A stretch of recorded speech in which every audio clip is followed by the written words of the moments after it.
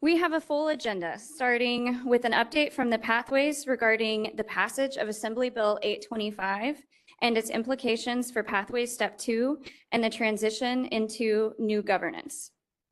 Following that, we will shift to an update to our RIF enhancements proposals.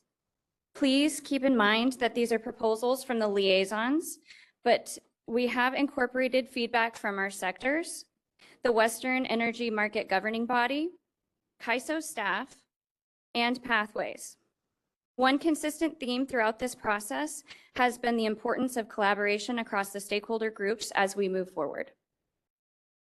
We built in a brief break during the meeting, after which we will reconvene for our educational session following the upcoming market transformation. This session will cover the much anticipated extended day-ahead market and day-ahead market enhancements, scheduled to go live May 2026, which is just 7 months away. These changes will introduce new market products and expand participation in the day-ahead market. Also, I would like to mention that our meetings are meant to be an open forum and an opportunity for discussion. Please feel free to ask questions and share your perspectives during our meeting. Before we begin our first panel, I'd like to turn it over to Ali Mace from CAISO for a quick announcement.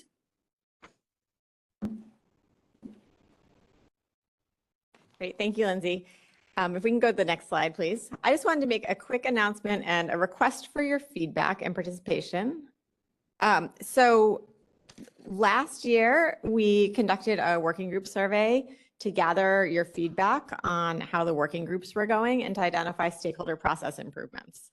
That was a really helpful survey with really great feedback that you provided, and we were able to make a number of changes and improvements based on it.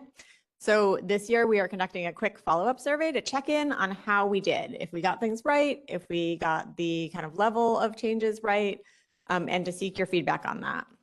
So we have a follow-up survey that has been launched. The RIF liaisons have sent them out to the sectors. So you may have received this already, but we already also have a QR code up here on the screen and handouts in the room by the name tags, and would love to request your participation in the survey to give us some follow-up feedback. It's a streamlined survey. It should take only about 5 to 10 minutes to complete, and we're hoping to get responses by Friday, November 7th. So I just want to thank everyone in advance for your feedback thank you for your feedback from last year, and then thank you in advance for any feedback you provide this year. Thanks, Lindsay. Thank you. Okay, so next up, I'd like to welcome our first panel, which is AB 825 and the Pathways update, which is Pam and Jonathan. Can you confirm that you can speak on the line? I believe I can. Okay, great. Good afternoon, everybody. 1 second. Oh, sure. 1 second, Jonathan. I just want to give Pam a second to get seated. I see Pam walking, so okay. Okay, there you go. Thank you. Hello. Hi, I'm Jonathan Rumble. I am with Southern California Edison and a RIF liaison for the PTO sector.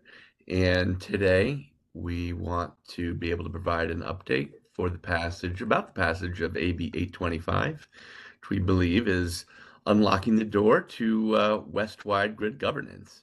I'm just going to give a brief little overview of AB 825, and Pam Sporberg of Portland General Electric will be providing the majority of the content for our conversation today. And at the end of it, if we have some time, it should be available for additional questions about the implications of the passage of AB 825 for the Pathways Initiative. Can we go to the next slide, please? So earlier,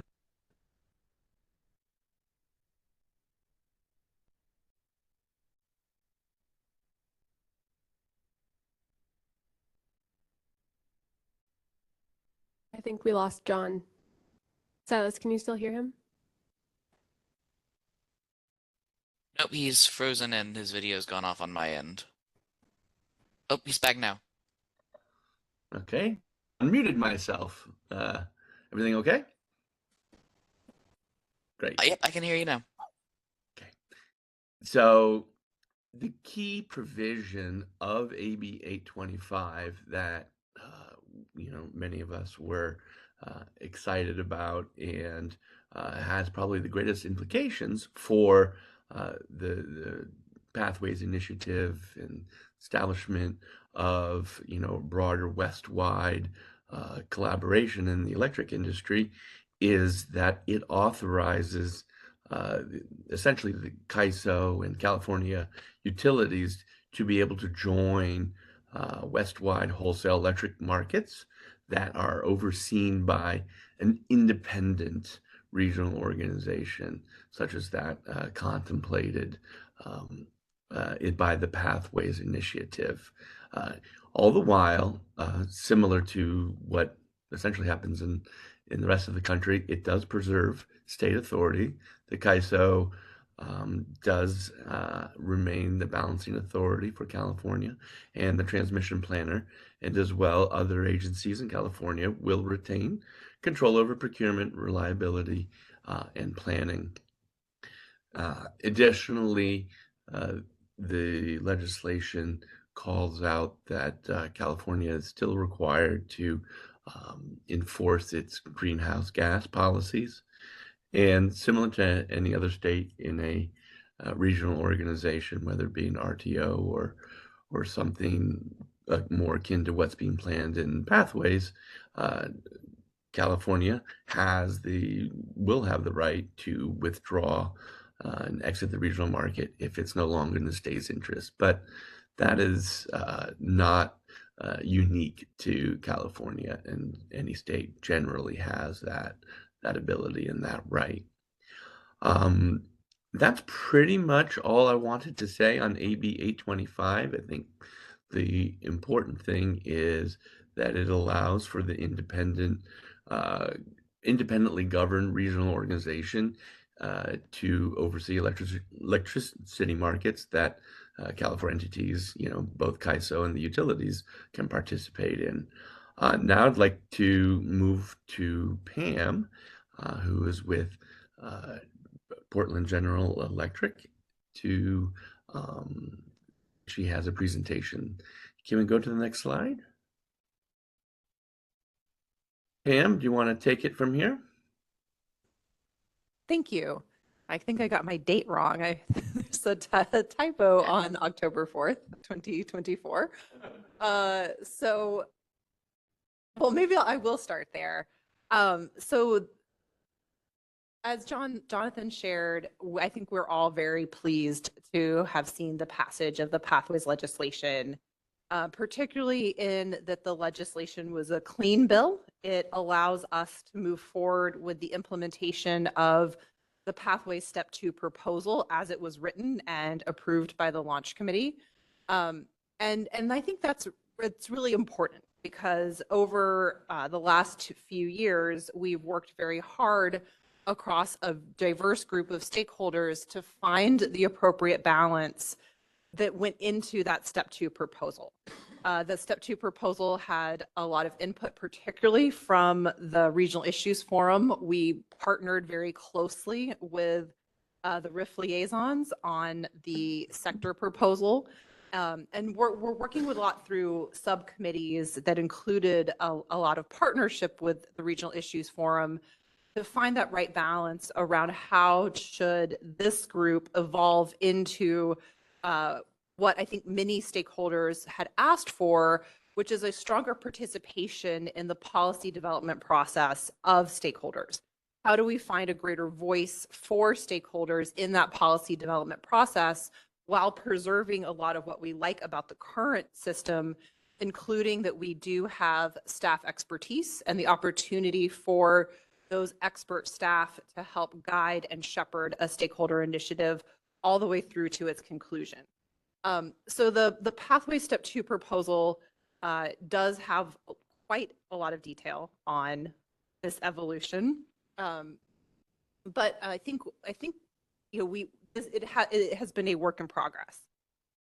So maybe going on to the next slide, please. One more. So the Pathways envisioned a 3-step process. We are currently operating under step one. Step one moved from a joint authority model that was adopted through the Governance Review Committee to a primary authority model that was just implemented this year with Public Service New Mexico's signing their EDM implementation agreement. And under that primary authority model, the Western Energy Market governing body has the primary vote on matters that apply to the energy imbalance market and the extended day ahead market. And there's a concurrence through the Board of Governors on those initiatives, but that the primary vote is first and foremost through the energy market governing body. We have implemented step one. We are operating under that system today. And the legislation that was passed in September allows us to move into step two. So step two is documented in the 170-page step two proposal from the Westwide Government's Pathways Launch Committee that was published just about this time last year. It was finalized last November and then does form that foundation of the step two proposal and the foundation of the regional organization that the legislation allows us to move forward with the implementation of. So as we work to stand up the regional organization, we are looking at that proposal to be our foundation and to really guide what that initial day one organization looks like. We also do envision and have envisioned from the start that once that organization has been launched, once it is operating under its own independent board and with its own tariff and its own staff, that it will continue to evolve. We all know that the stakeholder process, that the markets, tariffs continue to evolve, and we envision that the regional organization itself will continue to evolve. However, I think about the step two proposal like a new initiative or a new proposal. We worked really hard with a lot of stakeholders. We found the consensus that worked for that proposal, and that is really what we are looking to implement for day one of the new regional organization. I've heard lots of really great ideas that we could add on to that new regional organization already, but I highly encourage everyone to go back to that proposal. It has been a year since it was issued, and I think a lot of those details can get a little bit lost, so we'll go through them through the next few slides. But I really do think about that step one or that step two being the execution of the proposal as it was developed through that step two proposal through the Pathways Launch Committee. That being said, we do continue, especially when it comes to the stakeholder process and the partnership with the Regional Issues Forum. We want to make sure that we're recognizing that the Regional Issues Forum is self-governed and is able to make its own choices. And so the way I hope that this is working is that the Regional Issues Forum is choosing to partner with the Launch Committee in order to implement this proposal, while recognizing that the Regional Issues Forum liaisons have the opportunity to do whatever you want as a self-governed organization. So I think that that's the balance that we're looking for. We have to find this consensus around how do we get the regional organization stood up on day one and stand it up in such a way that it can continue to evolve and to incorporate all of the excellent ideas that are out there in all of your heads, but also to make sure that we're working with the liaisons as new ideas are coming to you and as your sectors are asking for new additions in the Regional Issues Forum and enhancements to the Regional Issues Forum, and find that right balance as we work to get the regional organization off the ground. Next slide, please. Again, I think just really quickly making sure that we're grounded. It's remarkable to me how much we can forget in a year as we've been really focused on the legislative effort and not the policy side of the process. The Pathways Initiative really focuses just on the energy markets. We note that the CAISO operates more than just the energy markets, but the Pathways proposal is focused on just the tariff provisions that are governing the extended day ahead market and the Western Energy Imbalance market, and any additional services that stakeholders would want to add on to that as part of the step 3 evolutionary opportunity. Next slide, please. I won't go through all of these elements, but just as a reminder that the pathways proposal will focus from here out, we will focus on the stakeholder process and the stakeholder committee that the pathways proposal envisions. But just a note here that the regional organization is encompassing more than just that process, and that we can continue to have these engagements and reminders, and we're working through the implementation of all of these different elements while we focus here today on just that stakeholder process and public interest component. Next slide, please. Let's go ahead. Yeah, well, so I think I already covered a lot of this. We will launch in this option 2.0 with the organization as a policy setting body. But again, the vision is for evolution over time. And I think, again, as a reminder that as all of your great ideas are percolating up, that evolutionary process is where those ideas can be enacted through the ongoing evolution of the market. Next slide, please.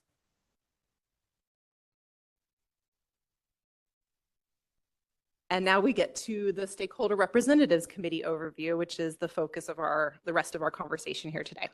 Next slide.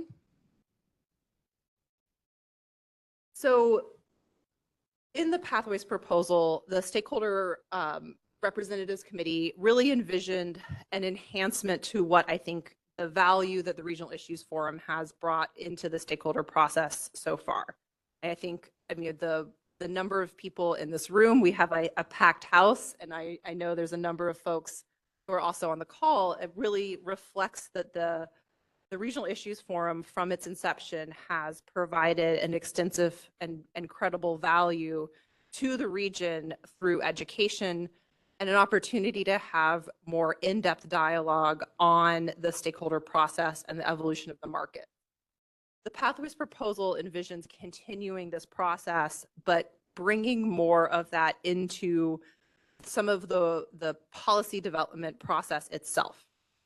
So we've expanded the number of sectors. We're increasing the visibility of stakeholder perspective on proposals through indicative voting.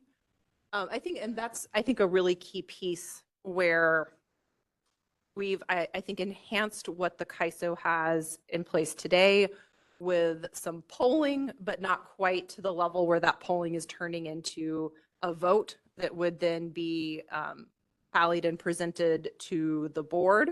And just really adding to that, I think what we have heard from a number of stakeholders is that counting has provided value. It helps bring understanding of where support and opposition lie, particularly if opposition is concentrated in a particular sector, and enhancing that and providing additional visibility, I think, helps bring more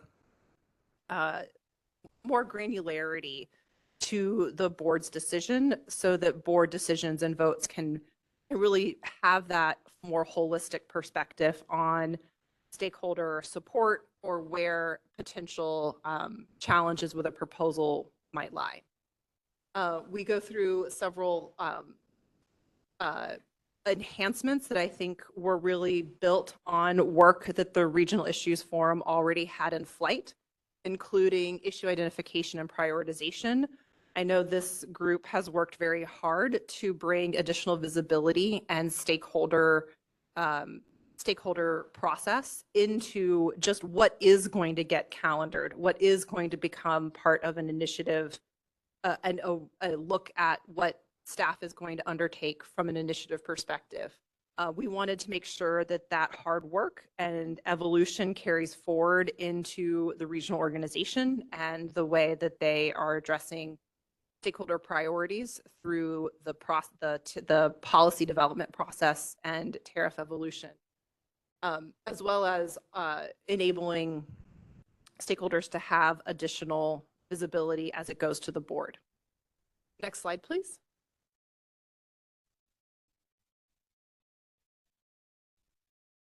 So again, there's a lot of words on this slide. Hopefully this will help trigger revisiting some of this aspect in the proposal where it's detailed out in more detail. But we really, I think, see the stakeholder representative committee as this incremental evolution beyond the RIF sector liaison role, with an expanded number of sectors that I think add some granularity to and new voices into the process. We have more of an opportunity to really have additional engagement in each of the policy development processes, and really see an opportunity to bring the not necessarily the liaison themselves, but members of each sector into that policy development process to ensure that as the market evolves, it's really evolving at the direction of stakeholders, and that there's a good partnership between the expert staff at the regional organization and at CAISO and stakeholders. I think one of the things we've heard and has really been a new experience in the West is the benefits of a stakeholder-driven process, but a counterbalance to that is ensuring that the market has that expertise and that deep understanding of the market, and partnering those two together, we hope will be a appropriate hybrid structure that really brings some of the best elements of both processes, where you get the ability to execute quickly and to drive forward through a staff-driven process. But by bringing more of the voice of the stakeholder into that process, we can have more of a stakeholder-driven policy evolution. Next slide, please.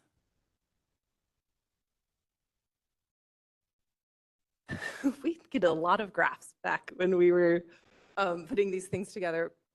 So I think, again, this really just helps emphasize, I think, some continuity with the current process, but also how we translate from a concept into a proposal. I think everyone in this room has worked through the process before, where it maintains that the current engagement structure where each individual company has a primary obligation to engage with the market. We wanted to preserve that direct engagement approach because it has, I think, really provided a lot of value, particularly in ensuring that minority voices have a say in market evolution, and where you're not looking just to count numbers or to count votes to get something to move forward, but where the individual organization can identify key issues either with their own state or with their own company that really necessitate the market to find a solution. I mean, I think, speaking for Portland General, tomorrow and Wednesday, there will be a vote on greenhouse gas at the joint session. And that is something that was, I think, brought forward by Portland General because we are in a capped state. The other states that have greenhouse gas policy are cap and trade states. But as a capped state, we had some really unique challenges that we have to incorporate into the market to ensure that the market is able to help us meet our state policy objectives, which is one of our key foundations in the Pathways proposal.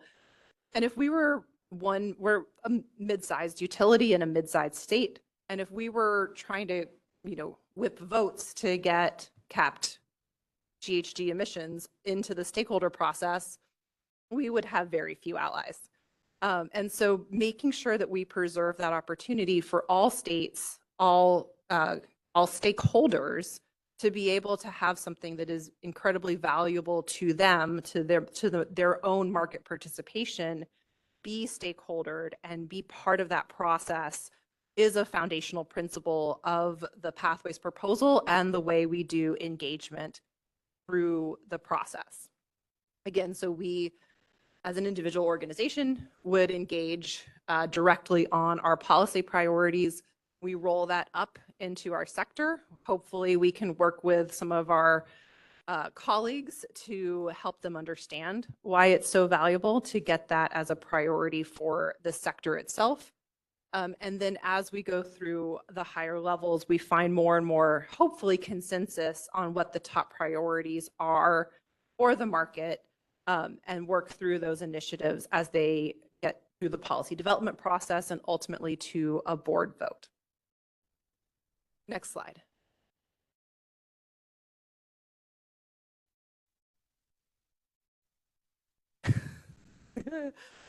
Anita, I see a question, and it's maybe a lifeline because this is another difficult slide that I'm not sure we have the time to work through.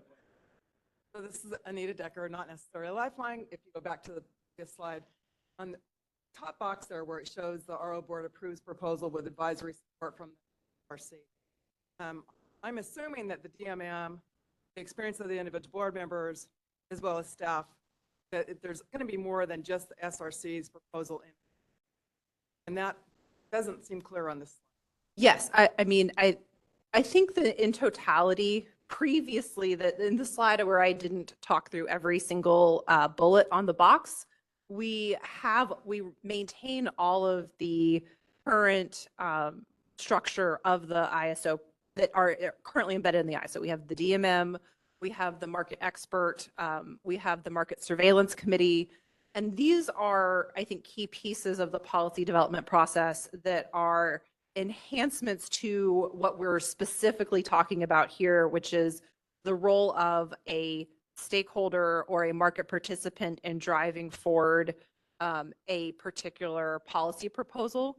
However, I appreciate, Anita, the reminder that all of those other enhancements plus other components that we have included in the Pathways Step 2 proposal, like the Office of Public Participation that will hopefully bring in additional voices to the policy process, the diversification of the sectors to include large load and DR providers and other DER providers and others to, again, diversify the stakeholder voices, and the committees I think you referenced that will continue to provide support.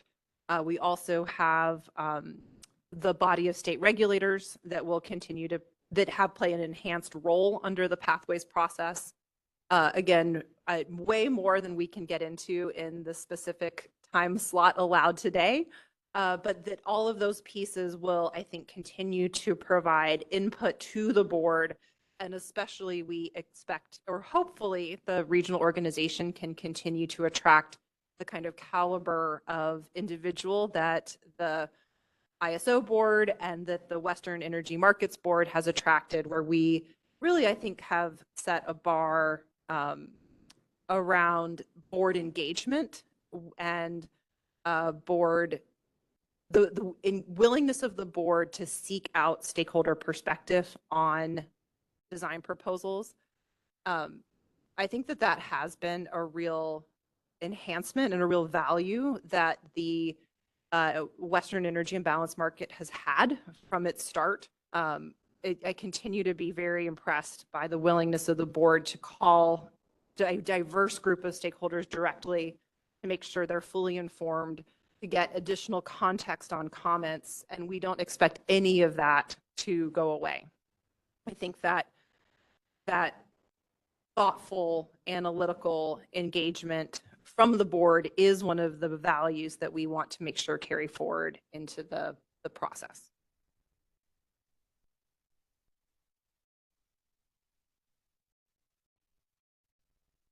Next slide. It has been a long time. I think Allie actually developed this slide.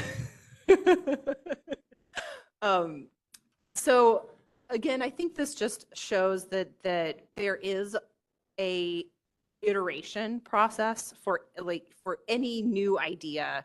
How a new idea becomes a fully approved and implemented tariff provision is not something that happens overnight.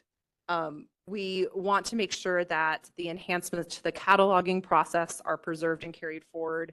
I know that the Regional Issues Forum has spent many, many years really expanding the stakeholder engagement with the cataloging process and has a lot of experience um, in doing a more member-driven roadmap.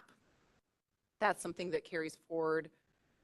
We also have identified what we call compliance with state and local public policy initiatives. I just gave the example of an Oregon public policy that would fall under this kind of category, where we want to make sure that the regional organization is reflecting state public policy evolution, regardless of the size of that state or needing to drum up votes. We want to highlight and prioritize that, where any state representative can bring that forward to the RO and to the board to ensure that their public policies are evaluated and incorporated into the market itself.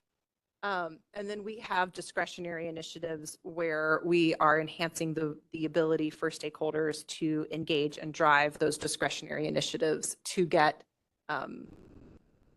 into the policy process. The other piece that I think builds on what the ISO has already implemented is this workshop. One of the things that I think came out very early in the pathways process and the ISO executed on very quickly was having more opportunity to really get to what the problem statement is. I think a lot of times a stakeholder initiative can come pretty baked, but at other times stakeholders really need to have more education, more engagement on a topic, and really work on the problem before we can come to solution. Again, the greenhouse gas initiative proposal that's coming up this week is a good example of that, where we spent almost a year just working the problem, really chewing on the challenge of a capped state in a market that works off price signals, and where your state says nope, no to price signals, and just what a difficult problem that was, and how to really break that up into the kind of problem statements that can be addressed through a market solution. Other initiatives might come more fully baked. They might be able to go straight to a straw proposal. We don't want to slow the market down. There's other examples where I think there was some like storage bidding. I'm looking at Scott because I think he was very involved in this, where the January 2024 storm event showed some examples around the cap on storage assets and how that manifested in did not create optimal market outcomes, highlighted a very clear solution, and we were able to go from the problem identification to a fully implemented tariff before the summer season hit. We wanted to make sure that we preserve that kind of fast-paced change that I think the CAISO is extremely good at today. And that's why you can also have a policy initiative drop straight into that step 2 process here. Again, I don't know that there's another market out there that could have done something as quickly as January 2024 to before the summer season, fully approved, implemented tariff solution. And that, I think, is a real value that the current process brings and that we can carry forward into the RO process. And then, as Anita's question highlighted, there's lots of additional input that happens before the board votes on this to make sure that that vote is fully informed by all of the various enhancements that the market has, the additional committees and other work that takes place outside of the direct stakeholder process. Next slide, please.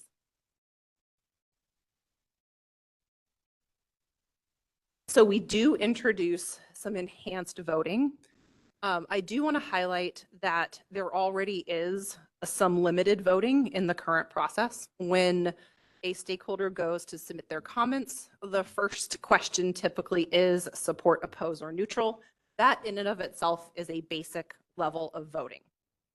We want to enhance that so that that vote becomes more widespread and more transparent.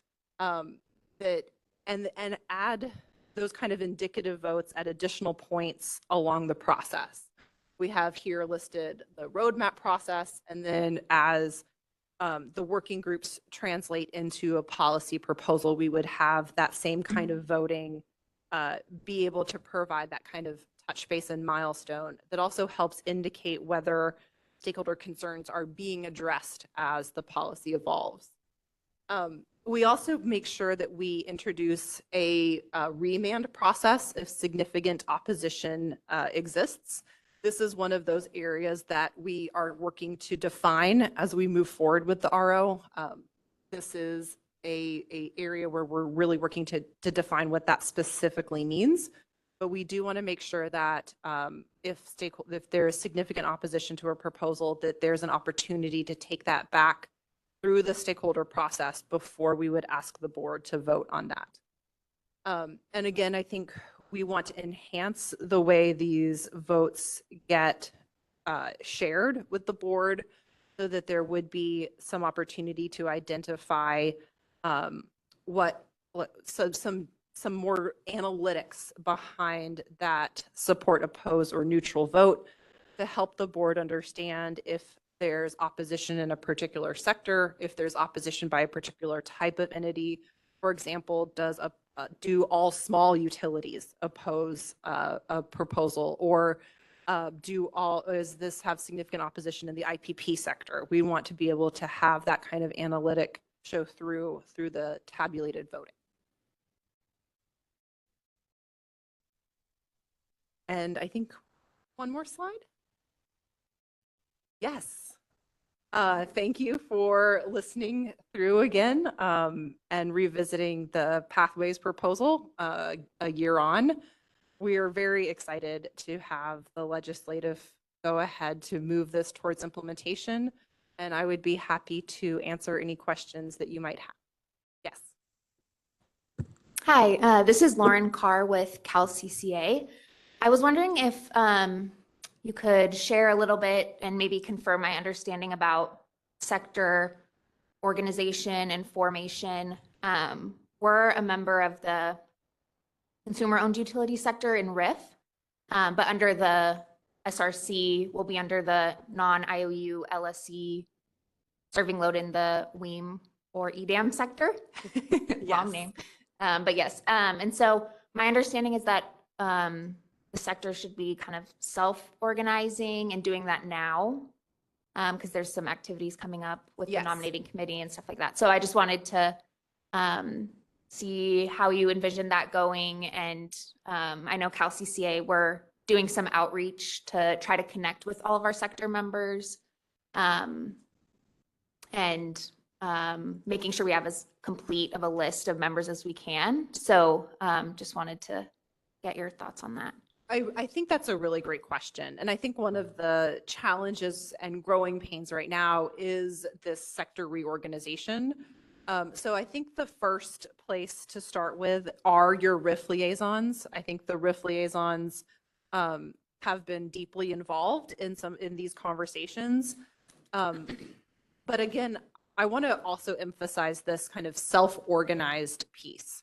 A lot of our business models are deeply unique. And I think that one of the ways that we've been able to really have a successful policy community is this principle of self-organization.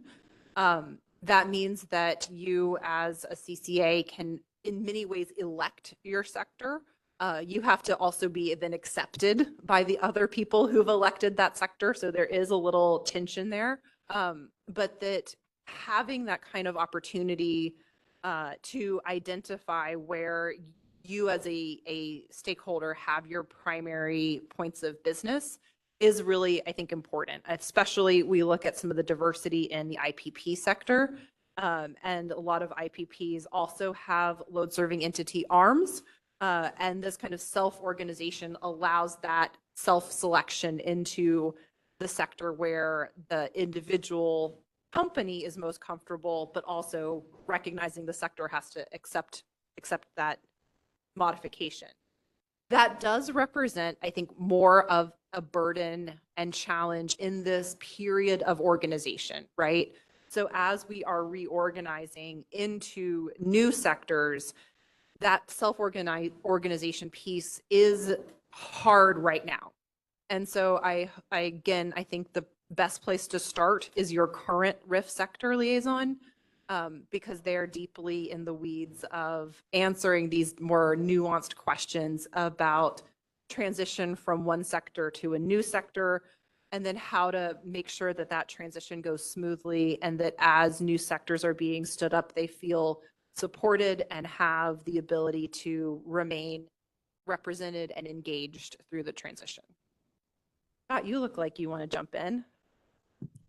I'm actually looking at Lindsay, but the absolutely correct, Lauren, what Pam said. The next panel, I'm trying to look between Lauren here. Next panel, we'll talk more about that transition between the RIF and the SRC and some of the early work that the RIF is doing to prepare for that transition. So it's great to hear that CalCCA is thinking about ways to be more engaged, think about that transition. Pam's exactly right. Starting with the RIF sector is the first step, and then there'll be some additional work in the next couple of years as we do that transition. Okay, thanks so much. Lindsay, you had a question. Yeah, I have just a very quick question, but do you have any idea on the time frame or timing or target date of when you're targeting for step 2 to take place? I believe the legislation says January 1st, 2028. And so I think that represents a good target for that, like a cutover period.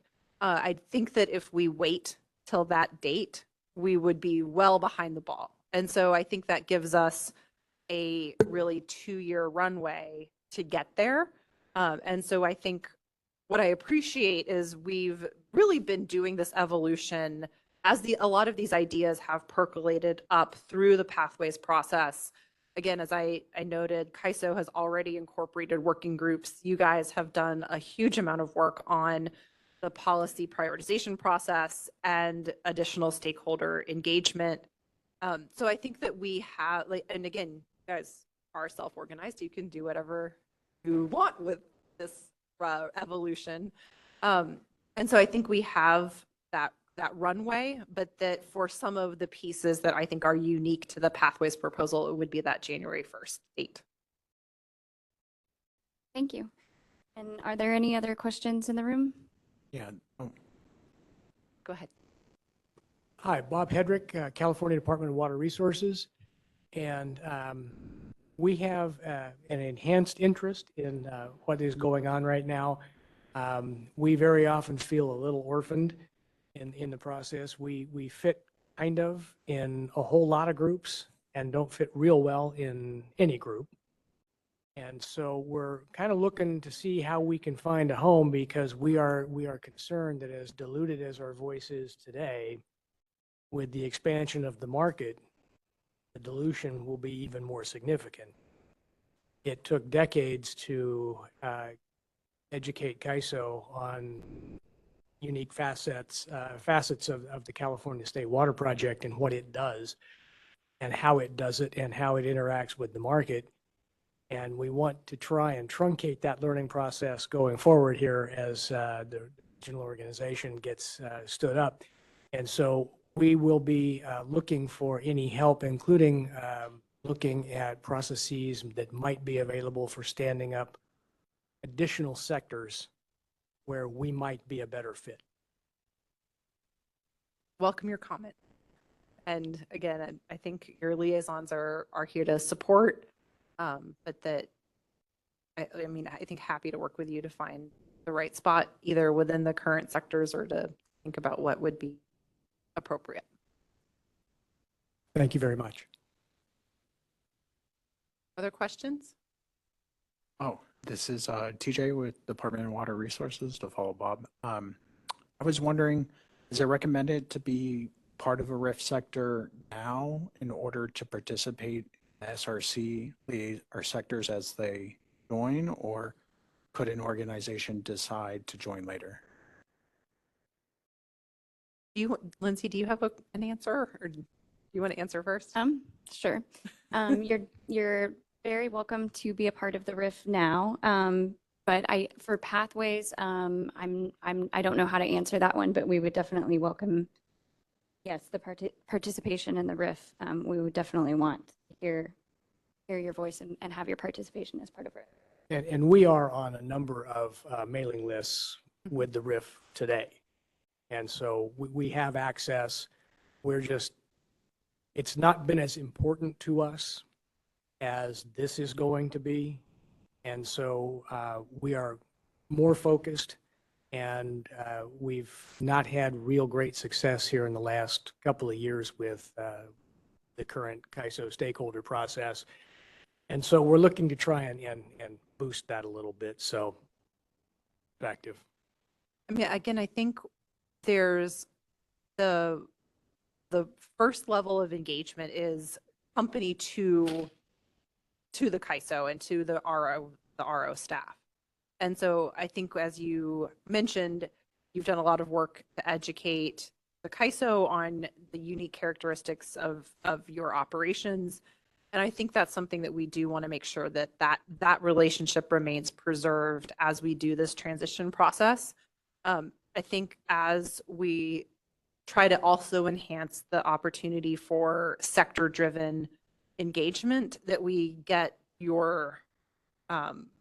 everyone's location right, so that everyone feels like they have a real home and a real group of entities that have similar interests, so that you can have your voice, your advocacy voice, enhanced through that collective participation.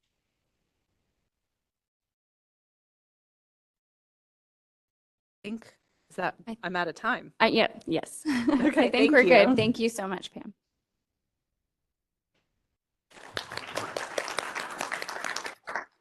Okay, so next we have the RIF enhancements project update, and just give us a couple minutes to get situated at the panel.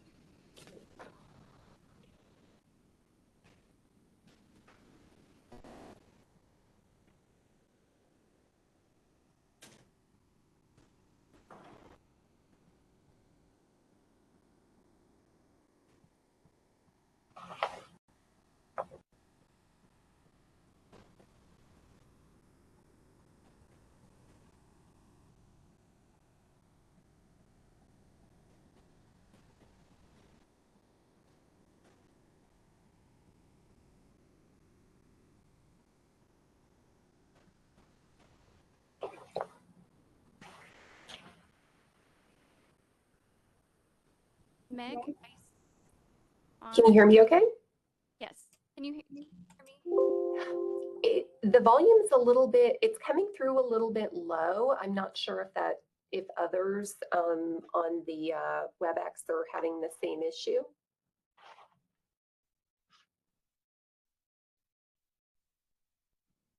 Is that better? That's so much better. Thank you. Okay. Are we All right. ready to get started?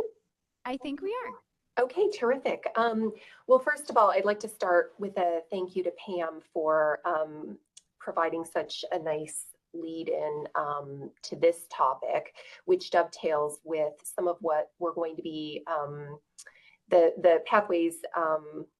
The pathways transition process dovetails with some of what we're going to be discussing today as part of the RIF enhancements project. And thanks to John Rumble as well for getting that first panel organized. My name is Meg McNall. I'm a CAISO PTO sector liaison to the RIF, and I'm going to be kind of facilitating things from my office here in Washington, D.C. I know we have several speakers there in the room who will be covering part of today's topics for this presentation. If we can go to the next slide, please. So I'll just give a quick overview of the RIF enhancements project. At this point, I think the RIF community is well familiar with what we've been working on. We covered the RIF enhancements effort in April and at our meeting in June. And we're really happy today to be talking about next steps and what we're going to be doing in the coming months and years to move this project forward. In summarizing our draft final proposal, we're going to talk about a few near-term enhancements that we think we can implement as the RIF. And second, we'll be focusing on some of the transition-related activities from the RIF to the Stakeholder Representatives Committee under the Pathways Step 2 final proposal and some changes to sectors. We'll wrap up with some questions and discussion and a brief overview of next steps. If we can go to the next slide, please. So just a really quick recap, the RIF Enhancements project is something that really has its inception in an effort that started earlier this year in the first quarter of 2025. After that Pathways Step 2 final proposal was published, those of us on the liaison group started taking a look at some of the elements that are discussed in the Step 2 final proposal for the Stakeholder Representatives Committee, and seeing the broad support among the stakeholder community for some of those elements, we started thinking about whether there are features of the Step 2 final proposal that would be beneficial for the RIF to implement either on an accelerated time frame or in a way that would align with the transition process to the RO. As part of our consideration for any enhancements we want to make to existing RIF processes, we started thinking and coordinating with the Pathways team about whether it would represent an efficient use of really stakeholder resources to consider transitioning the RIF as the stakeholder body within the CAISO markets into the Stakeholder Representatives Committee under the RO. There are some common elements, obviously, between the things that the RIF looks at and the areas of focus for the SRC, recognizing that the contemplated role for the SRC is obviously much broader and more robust than what the RIF focuses on now.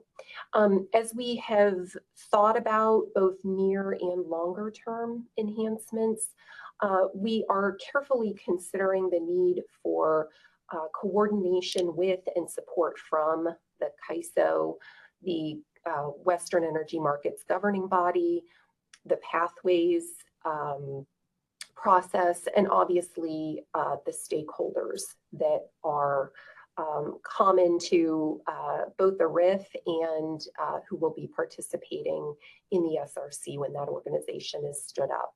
So we're going to talk a little bit about what our draft final proposal includes. This draft final proposal, which we're hoping to publish the first week in November, follows on a discussion paper that the RIF liaisons published in April and a discussion of stakeholder comments that we had in June. I would also just like to note that we will continue to coordinate with the stakeholder community. We're hoping, and we'll talk about this a little bit at the end, but we're hoping to receive another set of stakeholder comments on our proposals, and obviously as we move forward, input from the members of the RIF will be critical. Next slide, please. And next slide. So of the near-term enhancements, and this is what our panelists there in the room are going to cover, we'll talk about enhancements to the role of the RIF within the policy initiatives catalog and roadmap process.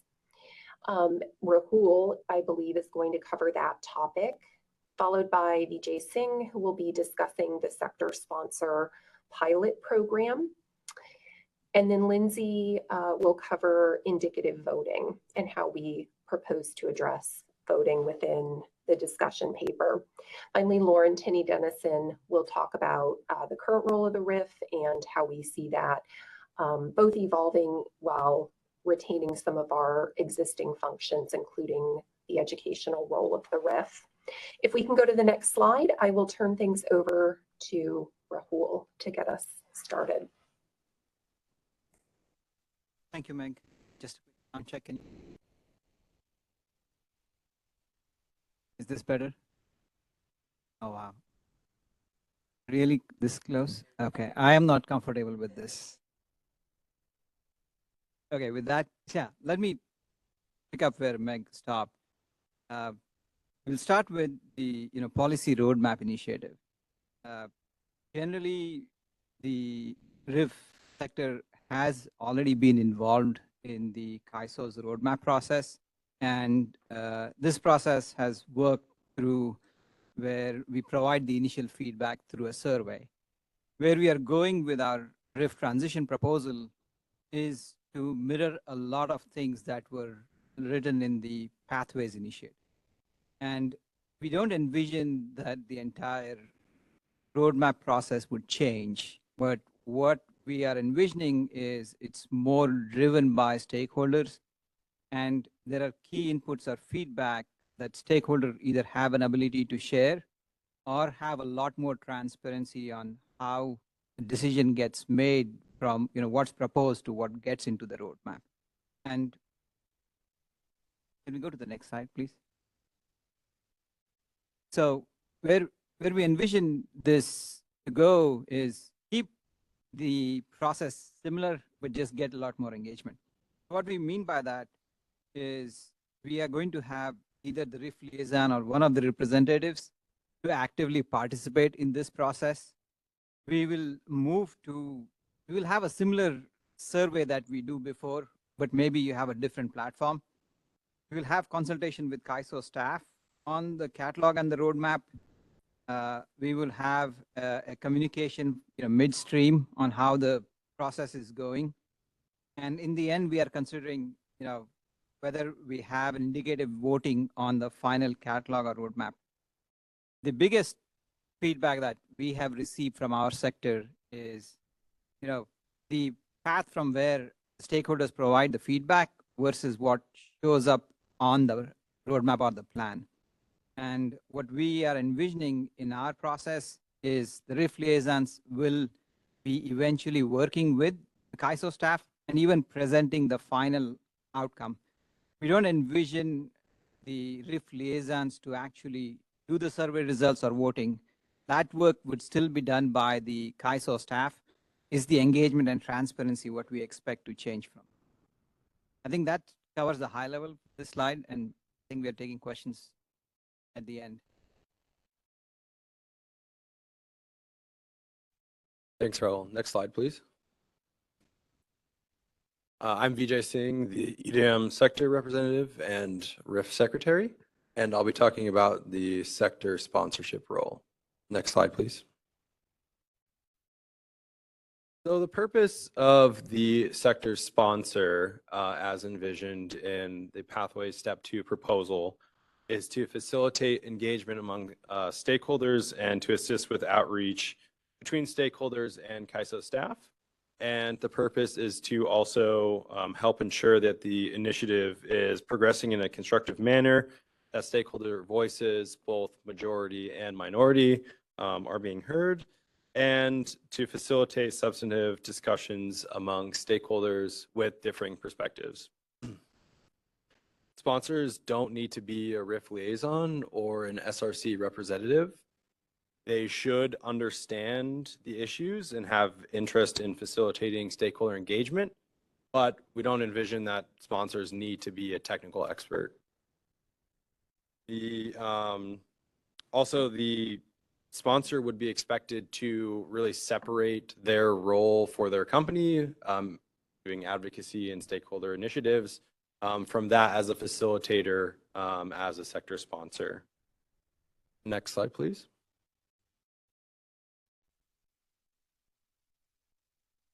So the RIF, we talked internally and came out with some ideas in our white paper and then received feedback from stakeholders. And so we've put together a proposal for this draft final proposal. We're proposing to select an initiative from the 2025 policy roadmap to pilot the sector sponsor role. And the goal of this really is to further refine the roles and responsibilities of the role.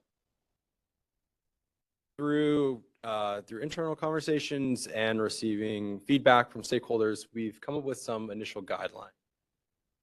First guideline is that the sponsor is to limit their advocacy while performing the role. And we still expect that the sponsor will participate as normal for their companies in the stakeholder initiative. And we realize this is actually going to be pretty difficult for the sector sponsor, right? Like we're asking them to have two pretty separate roles within an initiative. And so this is something that we'll be looking closely into as we pilot the role. Another guideline is that we propose to start with at least two sponsors in the initiative. The goal really here is to spread out the workload for the sponsors, because at this point we really don't know how much extra work this is going to be for the sponsors. And lastly, we're going to have sponsors provide updates to the stakeholder community and the RIF in order to provide transparency. We want stakeholders to really understand what's going on behind the scenes within this role. And so we will be finding ways to make sure that stakeholders kind of know what's happening. In terms of process, RIF liaisons will solicit interested volunteers within their sectors to find a few that are willing to pilot this program with us. And we will be collaborating closely with the sponsors, ISO, and Pathways during this pilot. We want to ensure that the role is well aligned with the vision of Pathways Step 2, and we also want to make sure that the sponsor role is providing value in the stakeholder process. Next slide, please. So we have a few questions that we specifically want to hear back from stakeholders on in comments after the paper comes out. First being, are there other guidelines that we should be considering for defining the sponsor role? And secondly, is there a particular initiative from the 2025 Policy Initiative Catalog that you believe the RIF should consider for piloting this? Next slide, and I'll pass it on to Lindsay.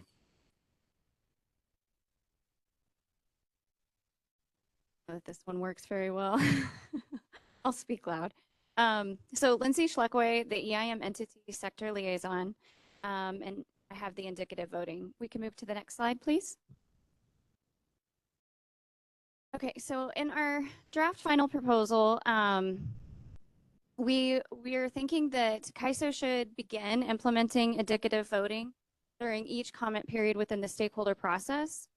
And what we're really thinking about with this, because we've heard some concern that this may replace the current process and stakeholder comments. And so we really want this to be clear that this is in addition to the comment process. So you would be able to indicate your vote on the initiative of where it's going and add in comments.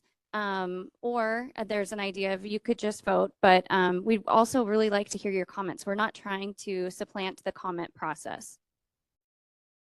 Stakeholders should have a choice to provide only a vote or to include comments. So again, you should have a choice whether or not you want to vote and provide the nuanced comments of why you're voting the way that you're voting.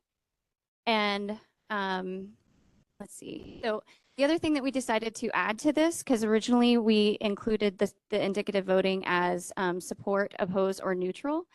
We have decided to also add in, following the stakeholder feedback, that we would have support with caveats or oppose with caveats or some additional items to vote on if maybe it's kind of a middle of the road vote and not necessarily a complete oppose in a stakeholder initiative.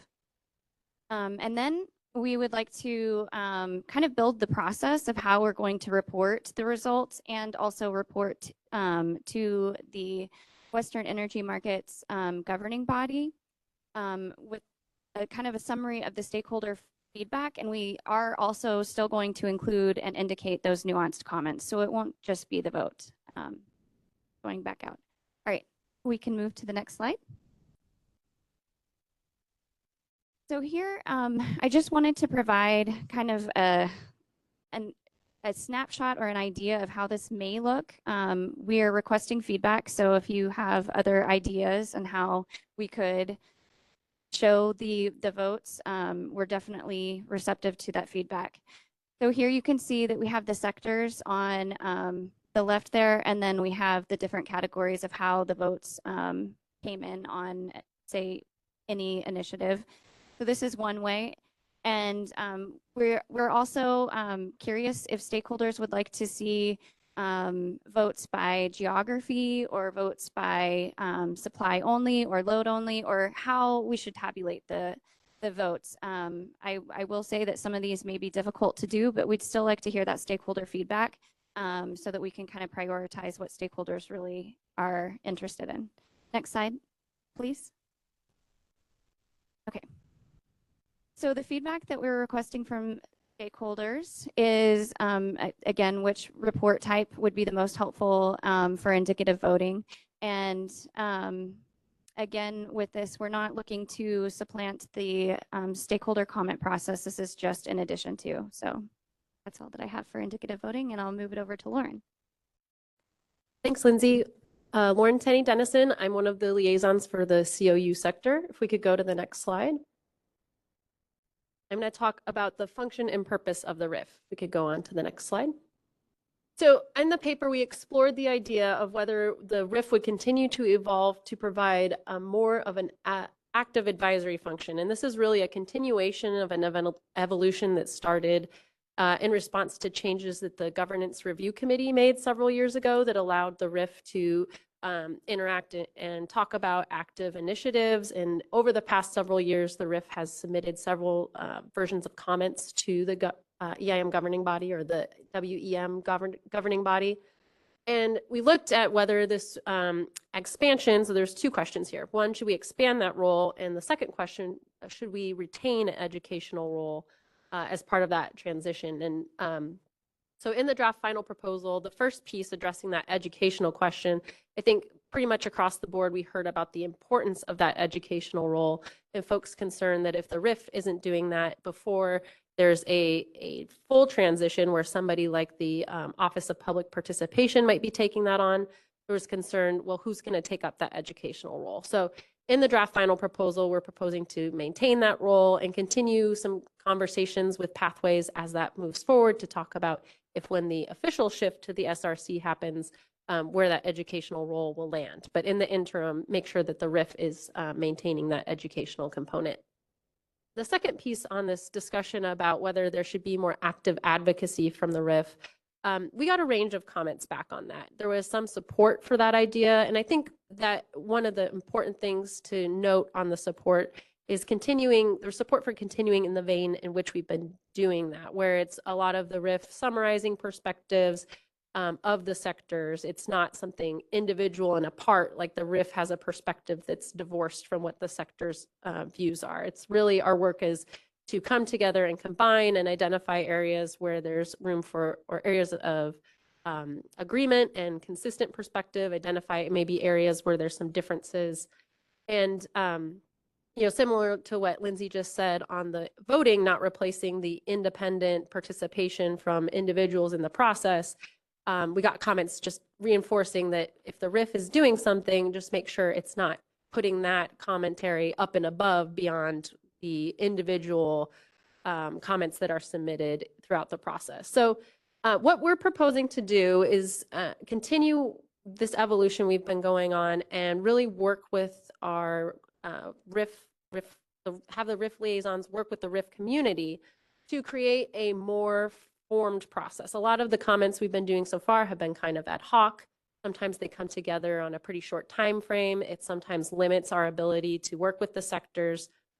We've been working sometimes a lot off of submitted comments instead of having some more discussions with the sectors. So what we would like to do going forward is work with the RIF community to develop a process, more formalized process for how we identify what topics we would comment on, and then for developing those comments.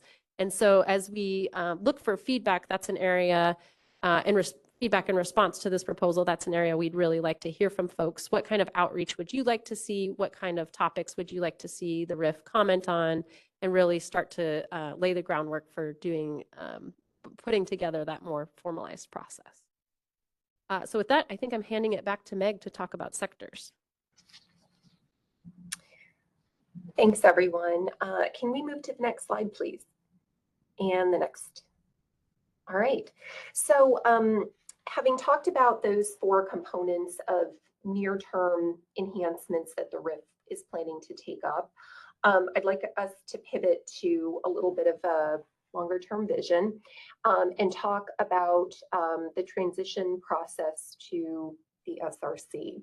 This was discussed pretty extensively in our initial paper published last spring, and we've had a good number of months to do some continued thinking on this topic. And where we've landed is that there would be value in considering development and implementation of a process to transition the RIF into the SRC under the RO. However, there are some pieces that need to be further developed in order to accomplish that transition. And those pieces can't be identified sort of quickly.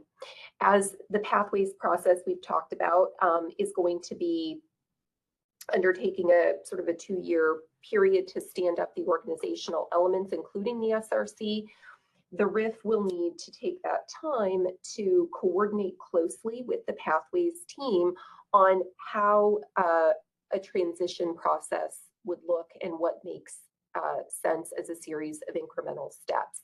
The goal of the RIF has never been to supersede or drive the pathways process. It's our goal to be supportive of that process, to continue to collaborate and coordinate with the RIF community, with the CAISO, to ensure that our board is kept, our governing body is kept apprised of all transition steps that the RIF is considering. And so this really boils down to, in the draft final proposal, a proposal to develop and implement a process to create that transition as we move forward. And I think it's fair to say that we would only actually implement a transition if it seems like we can do so in a way that is accommodating of the goals, objectives, and timing of the pathways process, while preserving and ensuring that the RIF can still meet its responsibilities as an entity that is a component of the Western energy markets governance. If we can move to the next slide, I think we will just touch on the sector transition process. We've talked about that a little bit already in the context of some of the questions we got in our first session on sectors. But this is obviously an integral component of a transition process, and we threw out in our discussion paper some ideas for how we might seek to accomplish a transition in the sectors. And just to recap the major changes, there will be 2 new sectors under the SRC, which will be the large commercial and industrial customers sector, and a sector for distributed energy resources. There will also be some changes to the composition of current sectors and some reorganizing under the SRC. And that chiefly involves the PIO and consumer advocate sectors, which will be split into 2 separate sectors under the SRC. There will be some members of the current CAISO PTO sector, namely the independent transmission developers, who will be moving to the IPP independent transmission developer and marketing sector, and the power marketing administrations, which currently have their own sector of the RIF. Under the SRC, the PMA sector will be separately represented under either the EDAM entities sector or the WEM entities sector. So currently the plan is to make the sector transition a part of the SRC transition process, but not to actually implement any changes to the sectors of the RIF until we're much closer to the date when the SRC is ready to be stood up as a component of the RO. And the reason for that, it's really based on some feedback that we received as part of our RIF outreach in conjunction with drafting the draft final proposal. We wanted to make sure that the RIF was supporting a sector transition through helping entities identify their contact leads and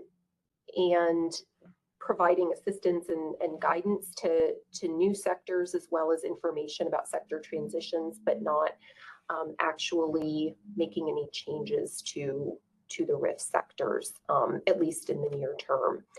I think the timing specifically is still to be determined, but we're looking at implementing those sector transitions, assuming we do move forward with the transition process closer in time to when the RO and the SRC are formed. I think at this point, we are ready to move to the next slide and some questions and discussion. And I know, Lindsay, you are going to facilitate some of that there in the room. Yes. Are there any questions in the room?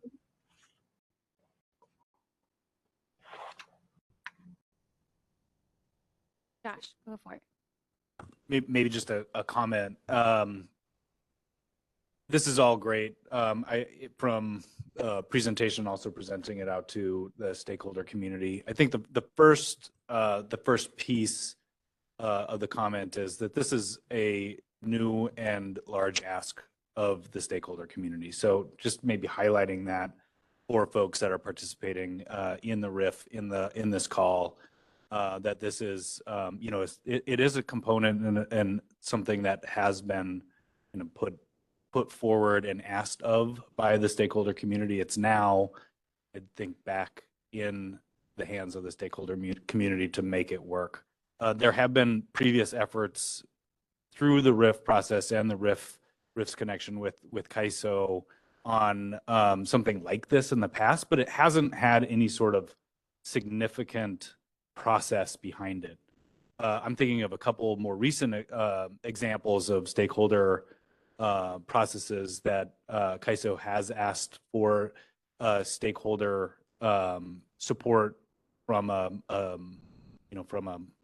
working group process similar to what's presented here. I'm thinking about gas management and GHG, where we just kind of fell back into the process versus the current process versus this stakeholder-led process. So putting this into a new proposed, more detailed process of how it could look, and most likely will look, as long as we again have this level of participation, is really helpful.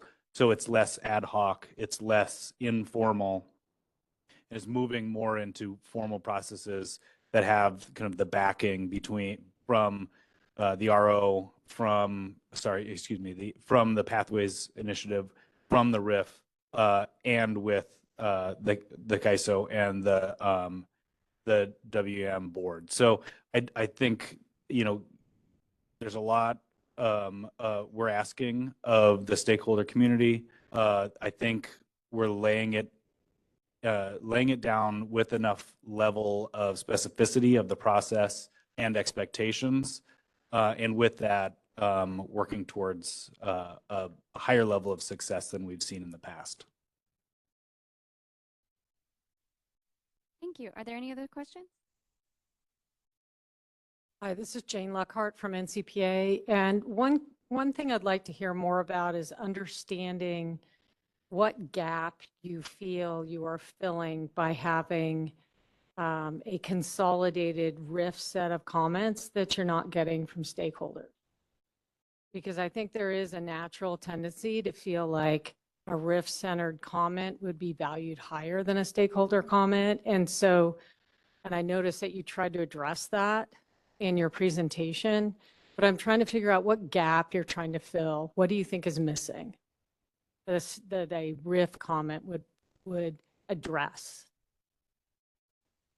I can take a first shot at that and definitely welcome other liaisons to jump in. But I think the idea behind having a single set is that it, comments coming from the RIF is that it can take and summarize. I mean, you can look at a summary of all the comments that come in, but what we're also trying to do is, through our conversations that we have with different people in the sector, maybe we can sort of better understand or see where there's areas that are of particular connection or consistency, or areas where there's differences, and then we can talk about it too as RIF liaisons to talk about why that might be. I think that I understand the potential concern of are RIF comments put above and beyond other comments. I mean, I don't think that that's the case. I would look to governing body members who are actually making that decision to comment on that, but that's really the intent. And I, again, welcome others to jump in. Yeah, I agree. I agree with everything that Lauren just said. I would just add that we're also do try to pinpoint or bring forward some of those nuanced comments if there's minority views as well, because we do recognize that not everyone in the sector or different sectors are going to agree with one another. So we really want to highlight those kind of nuanced views as well, and just in case. I don't know, it didn't make it through as clear in the stakeholder process, but it looks like we have another comment. Anita Decker, I just make an observation of what I've seen. I don't think one group of comments has necessarily great. I think that the RIF works together as a part of the WEM. They are a fund of our government. I think that they work together as a collaborative, work through many issues that an individual stakeholder either may or may not be. I think we treat all comments, not better comments, higher rated comments. They come. Our job is to look at all the comments, all of the. I just think the RIF has a good way to work with the ISO, with the WEs that maybe an individual may not have brought forward. And maybe just to add in going forward, we are doing this process of setting up a process. So we've gone through this a few times where the RIF has submitted comments. If you've had an experience, positive or negative with that, and you have some feedback for us, we'd really be open to and really appreciate to hear from you how that's been. Okay. Silas, are there any questions on the phone? At this time, I don't see any questions in the queue at all. Okay. Are there any other questions in the room?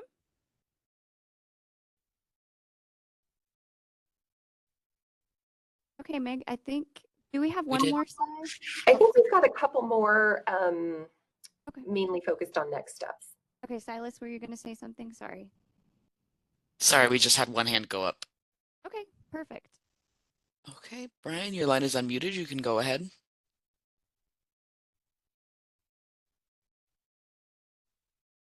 Can you hear me? I'm not sure you can. You can? Yes. We can. Okay, great. Thank you very much. This is Brian Turner from Advanced Energy United. I was hoping that someone there could speak a little bit more to how the transition from RIF to SRC might occur. What are the kind of considerations there that looks like? We're let's say it's December 31st, 2027, contemplating a conversion into the SRC January 1st, 28. Is that, there would be a funding conversion, right? Is there a staffing conversion? Is it just the name that we're scratching out RIF and appending RSC, or what are the actual kind of infrastructure that would need to convert? I think that's a great question, Brian. or questions. So we do not necessarily know right now. And in this paper, we've kind of pulled back a bit with the SRC transition. I will say we have been working with members of Pathways, and we intend to work more with them in the future. But I have heard, or at least gotten confirmation, that they are interested in developing a transition plan for us to transition into the SRC. So we are hoping that we can work closely with them in that process and come to some sort of transition plan that both parties can endorse. So I don't have the answers for you today, but it will not be, I guess, just a change of names. We are trying to enhance our participation in the stakeholder process and amongst stakeholders. So it is going to be an evolution and a process, but I just don't have the timing or what really it's going to look like yet. Answer for you. Okay. Well, I appreciate that. Do you mind if I ask one more question? Go for it. Okay, thank you much. I'm hoping that you can maybe share a little bit of what you see as the pros and cons of having the RIF transition, the maintaining the current participation in the RIF and transferring it over to the SRC versus the SRC gets stood up as a separate organization. The RIF ceases to be a separate organization and folks just walk from one room into the other. Is that question, is it possible to kind of discuss some of the pros and cons of the different approaches that you considered? Yes, definitely. And this is something that, again, we would welcome some feedback from stakeholders on what they would like to see or if they have pros and cons of the two different options.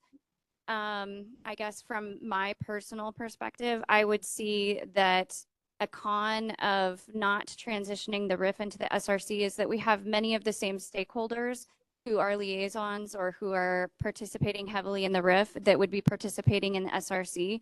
And so if we cannot find a method for us to transition into the SRC, it would be a lot of duplicative work and a lot of additional effort, probably several meetings that we would attend rather than being able to combine some things here and there or transition it into the new committee. So that would be my own personal perspective. I'll open it up to the liaisons if they see additional, but we're really trying to cut down. This is going to be a huge effort that's going to take place in order to stand up this new stakeholder representative committee. And so we're just trying to find the most efficient and streamlined path. And so that's why right now we are proposing that the RIF transition into the SRC. But I'll open it up if other liaisons have other perspectives.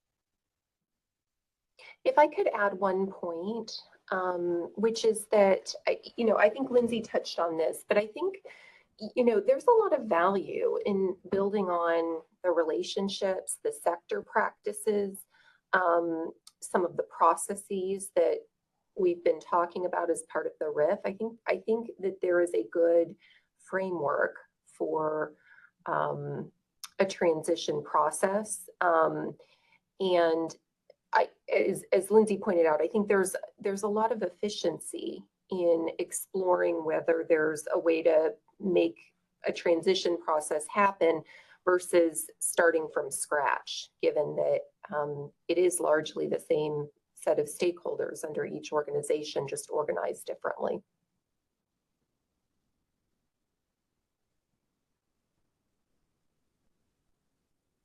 Well, great. Thank you very much to both of you for that.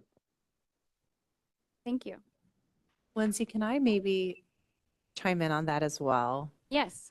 I think I think transition is much more important than cutover, and that continuity is really important. I mean, I think, as chair of the RIF during the GRC process, I think one of the biggest challenges there was that as we were going to implement the GRC recommendations, we saw a really huge turnover among both CAISO staff and the liaisons that I think made that transition harder. And I think, Matt, you were one of two people who stayed on the RIF through that transition process. And I know I heard a lot of the friction around trying to really embrace the new authority that the RIF was given, while the majority of liaisons were even just trying to get their feet under them about what being a liaison meant. And so I really hope that we can learn from that experience. And I know part of the driver of that transition was that the transition was so much work that a lot of people like needed to go back to do their day jobs right away.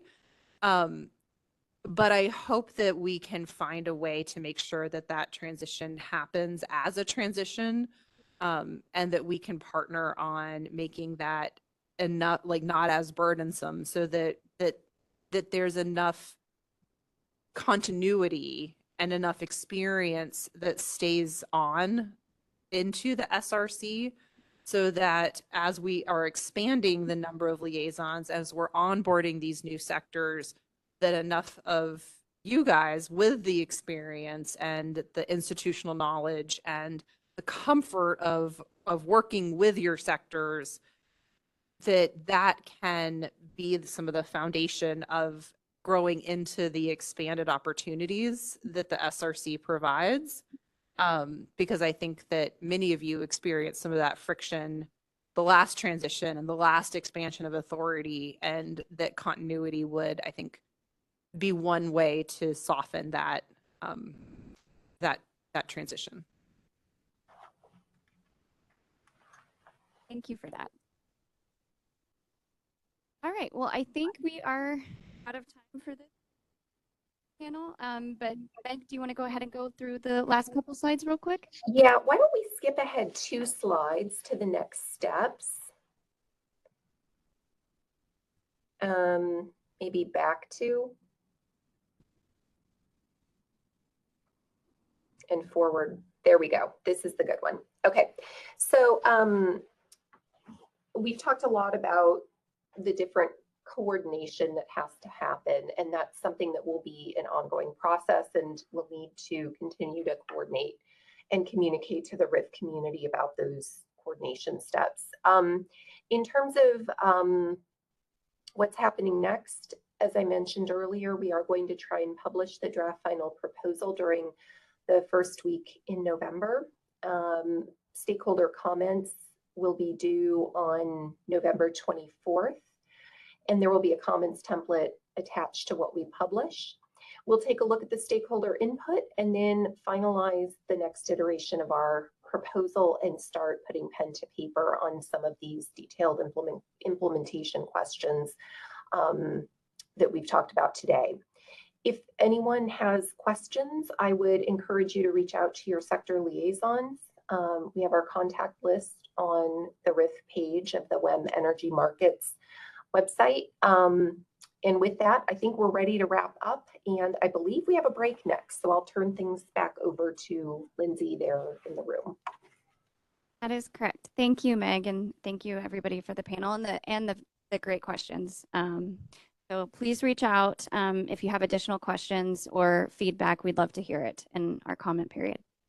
Okay, so we can move to the next slide, please. And I think we can start our very brief break. I'm sorry about that. But next we have our educational series on the EDAM and day-ahead market. Okay, we're going to get started here shortly. Just before I hand it off to Raul, I have been notified that there is a bracelet that's been collected at security. So if you're missing a bracelet, please go see security. And we'll go ahead and move it off to Raul.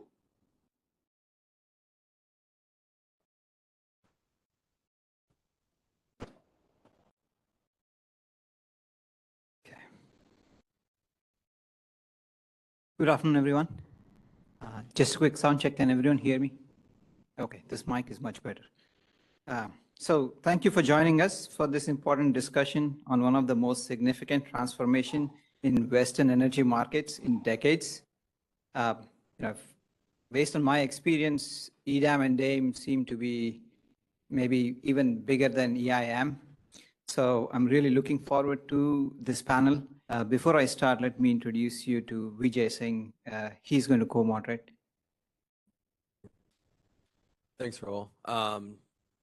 First off, thanks everyone for being here in person and online. It's always great to have good engagement in RIF meetings. And I also just wanted to thank our panelists before we get started. I know there's a ton going on with EDAM implementation, and so we really appreciate you taking some time to share your perspectives today, and we really hope it will stimulate some good conversation.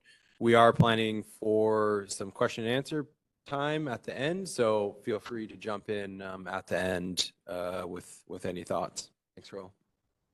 Thank you, Vijay. So I'll have some opening remarks and then I'll hand it off to Khalid.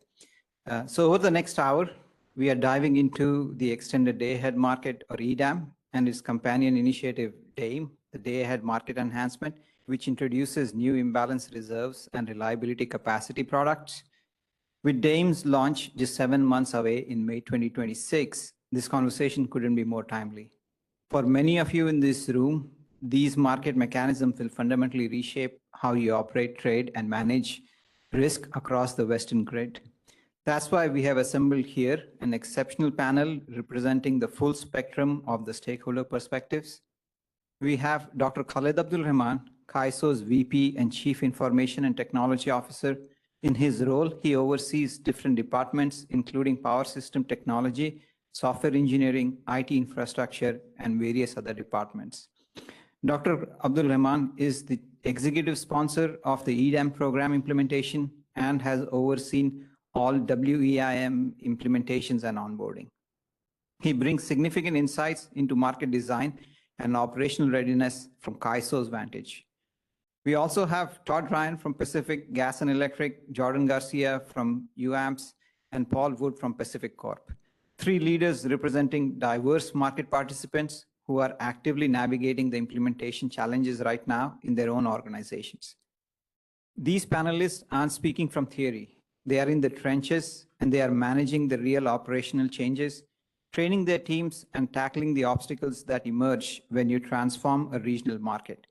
And they have done this before. Many of them have lived this through previous market implementations that fundamentally changed how the West operates.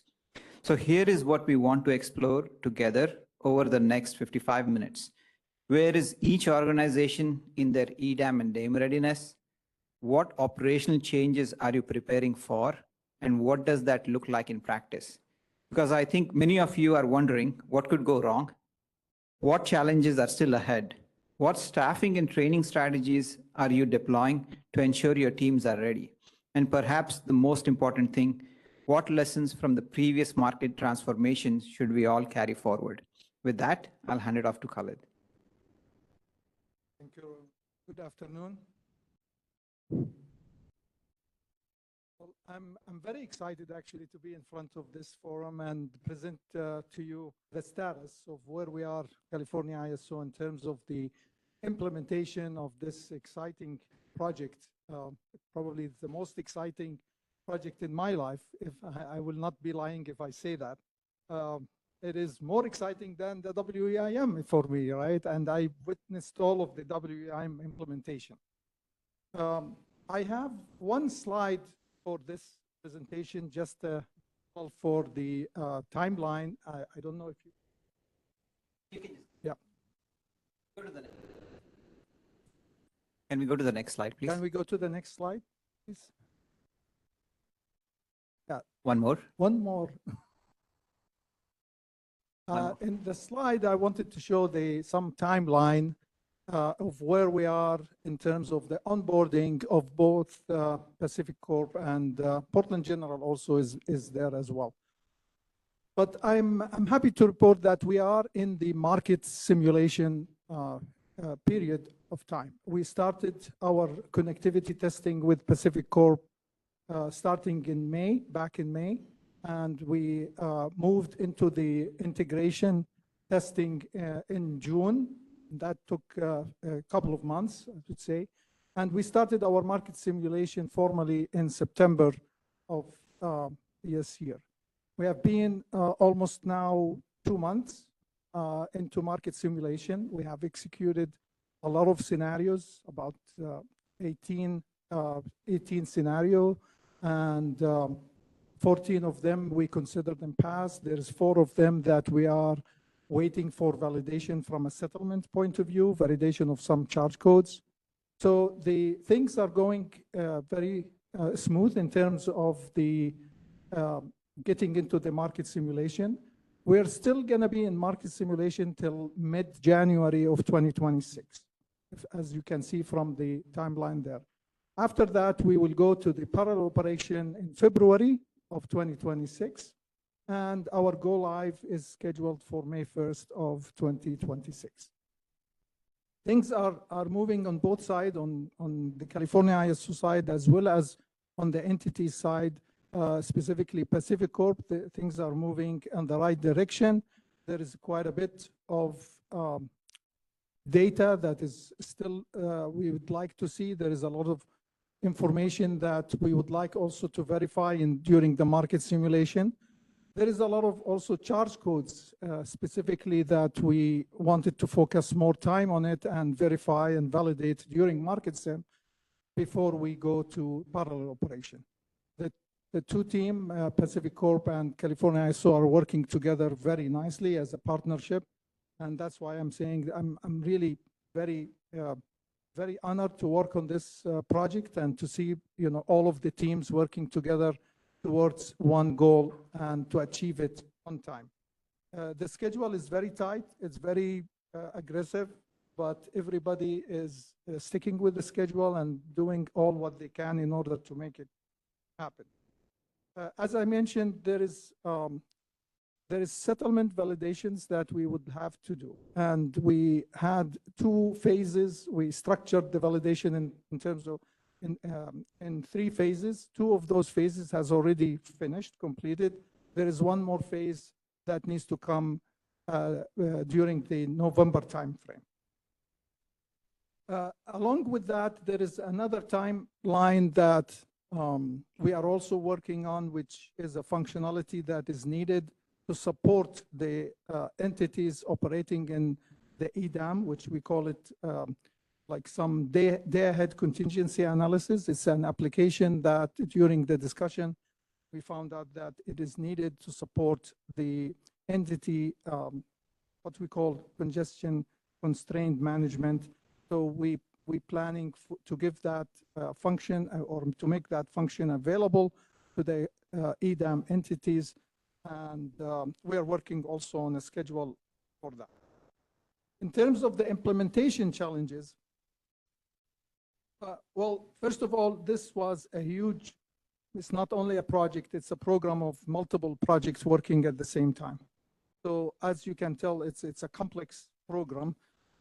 And also during the implementation, we wanted to start the implementation. There was maybe a couple of items that still needed some policy tuning and some stakeholder workshops or meetings to finalize. But since most of the other items were very clear, so we started the project and we started the implementation, and we left some time and planned for some time when those items is like related to congestion revenue allocation, for example. When they finish, we can implement it and put it as part of the package. So this was like a decision that we made to move forward, knowing that there is this open item, but it did not impact our plan for the exit. And in order to minimize surprises, since this is a little bit different from what the entities and even the WEM entities have right now in terms of how the EDAM is working. So we wanted to have multiple workshop, implementation workshop with multiple of the stakeholders in order to show how things will work. For example, how the intertie scheduling will be working. What does it mean that we are moving from a scheduling point, for example, that California borders into a larger EDAM market footprint? What does that mean? How does people need to deal with that? So we had to do a more detailed implementation workshop to discuss this topic. And we are still also planning to go through a more elaborate workshops in November timeframe with the overall stakeholder community as well as we have two dedicated also workshops with one with Pacific Corp and one with Portland General, since they are the first EDAM entities that are impacted. From the system or from the implementation challenges, if I want to go a little bit, further in terms of the systems that I see from California ISO, so the bidding information, for example, the multi-state generators, this is something that entities keeps asking about, and how do I structure my bids in terms of these different configurations. So I found this to be a little bit challenging area that we get a lot of questions about it, and we are answering the technical question related. But more importantly, it is the new transfer resource that is going to be active for the day-ahead market between, for example, Pacific East and California ISO, or between PAC West and PAC East and PAC West and ISO, what we call them the transfer system resource. This is the new concept, similar to the transfer resources in the WEM, but it has more into it. It's not only for energy, it can be also used for capacity. So that's a new concept that we keep also answering questions about how it works and how do, it's not in terms of the concept itself, it's more of how do we set it up in the different systems for the entity and for the market participant to submit on that one. And maybe another item related to the bidding system, or the fiber, what we call at ISO, is providing the visibility to the entity as far as the information related to the resource sufficiency value, the RSE capacity test. And we wanted to make sure that that information is available.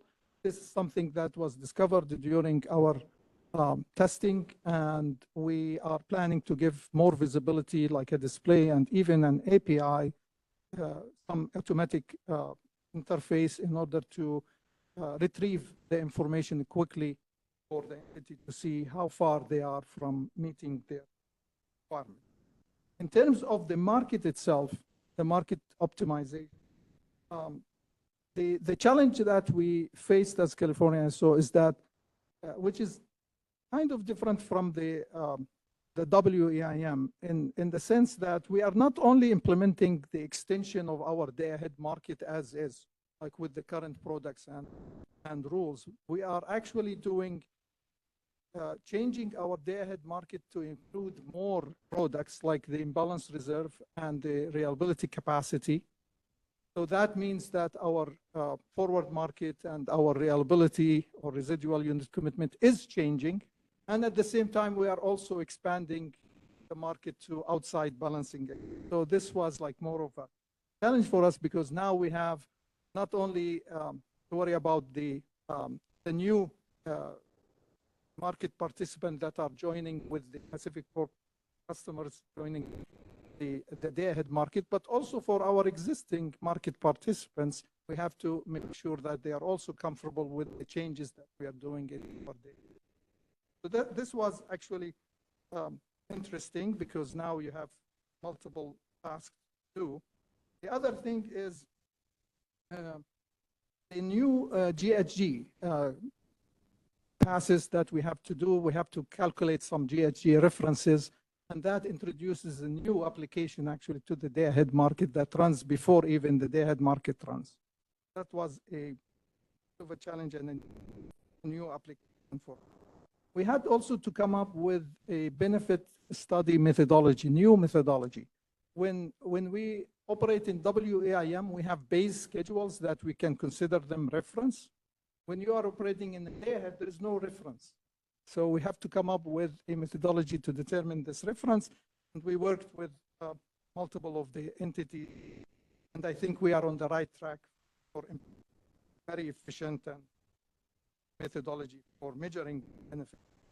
In terms of the post-market application, the main challenges that we are facing is for the application that are preparing the data for our settlement environment, which is the price correction audit application and the application that prepare and package the data so that our settlement system can use it and run the state.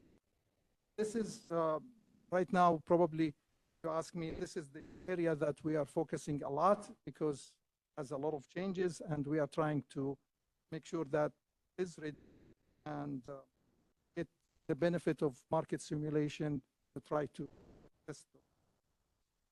In terms of lesson learned, I found it that when you are working on this big project like this and program, the cross-team coordination is the key here.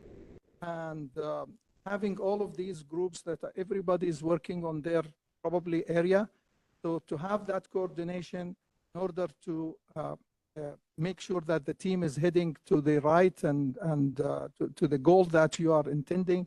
And not only that, also they have to meet at the right time in order for those dependencies, what different groups are doing, in order to be satisfied. So this is a big challenge when you are doing your projects, a program like that. Not only also from California ISO activities, but also the challenge goes to how can I ensure that the dependencies of my customer, like the entity and the customers of the entity, how they can get their dependencies also satisfied. Sometimes I'm waiting on Pacific Corp is waiting on ISO. So we want to make sure that nobody is pending or waiting for a long time for the other party. So this is, to me, is probably the most important and lesson learned. How do you manage those? The other big area that we found out that it is really very important and we should focus on, which is the training. And Anne and her team, they spend a lot of time from the beginning, is not waiting till we are in parallel operation or when we are in production, close to production. No, we are doing the training from the beginning. We had so many sessions of training for the stakeholders, but also for the entities. And we are still planning for monthly training still to come. And we coupled that training with the readiness of the adjacent WEIM areas to the EDAM entity. So we want to make sure that other balancing area around the EDAM entity, especially the WEIM entities, are also ready. They understand what is coming, what do they need to change, how they are impacted by that. For example, right now the WEIM entities, they put schedule on a base schedule on the transfer, some base transfer going on between the WEIM entities. When an entity becomes an EDAM, there is no base transfer. So we want to make sure that that data becomes more like schedule between the EDAM and the WEM. So this is data changes, but we want to make sure that nobody's surprised and wanna even see it by either market sim or even in parallel operation. So I do encourage all of the adjacent WEM entities to pay attention and maybe participate at certain times. I would say, lastly, is prioritization. So when you are working on a big project like this, you need to know exactly what is important for the go live, for day one, because there is so many nice to have stuff that actually come up with, which are all good and needed. But the challenge is what is needed for the day one, what is needed for me right after go live. So I found it to be really great partnership between us and Pacific Corp and Portland General in focusing on what is really important for the go live and give those priority, the right priority for it, and then schedule the other features or other nice to have maybe later. I will stop here. Maybe I took a little bit more time. I'll hand it over. Great. Thank you so much, Khaled. Can we go to the next slide, please, Silas? Next, I'd like to introduce Paul Wood, who's the Director of Portfolio Optimization at PacifiCorp. Paul, I'll hand it over to you if you're online, or Silas, can you please help get Paul set up? Yeah, hey, thanks, BJ. Can you hear me all right? Yep, loud and clear. Okay, great. So thanks, Vijay. So as Vijay mentioned, my name is Paul Wood. I am Director of Portfolio Optimization at Pacificorp, and I am helping start the EDAM. Sorry, I'm trying to get my, oh, there we go. Vijay, next slide, please. Just a quick overview of the Pacificorp system. We have over 2 million customers across 6 states. We have 2 balancing areas, one in Pace as well as in Pac West, 60,000 miles of distribution lines, 17,000 miles of transmission lines, a combined system peak load of around 12,700 megawatts, 72 generating units between thermal, hydro, wind, and solar. And we, Pacificorp ESM, we act as the scheduling coordinator within the 2 Pacificorp BAs, the PACE BA as well as in the Pac West BA. Next slide. Thanks, Vijay. So this is just kind of an overview of my role as a scheduling coordinator for Pacificorp under the ESM organization. I oversee the gas traders, the power traders. I have commercial transmission. I'm an originator, the resource planning folks, a federal government manager, and also the other thing that we're having to prepare for as we move into EDAM is currently we're just a 5-day-a-week operation, and having to transition to a 7-day-a-week operation, which includes obviously the evening hours as well as weekends, is part of the challenge for us as we move forward towards the May 1st kickoff. Next slide, Vijay. Thanks, Vijay. So this is just kind of a timeline of our implementation for EDAM. Kind of the big thing to stress here is a lot of continuous training as well as testing and development. The first thing we did under kind of the step 1 is to identify current workflow processes and then anticipate what the EDAM workflow processes would entail. The next thing we had to embark on was a complete software analysis, basically looking at all our software vendors, how we currently utilize their systems, and then how we had to adapt with them as we moved into the EDAM market. The next thing we started, step 3, was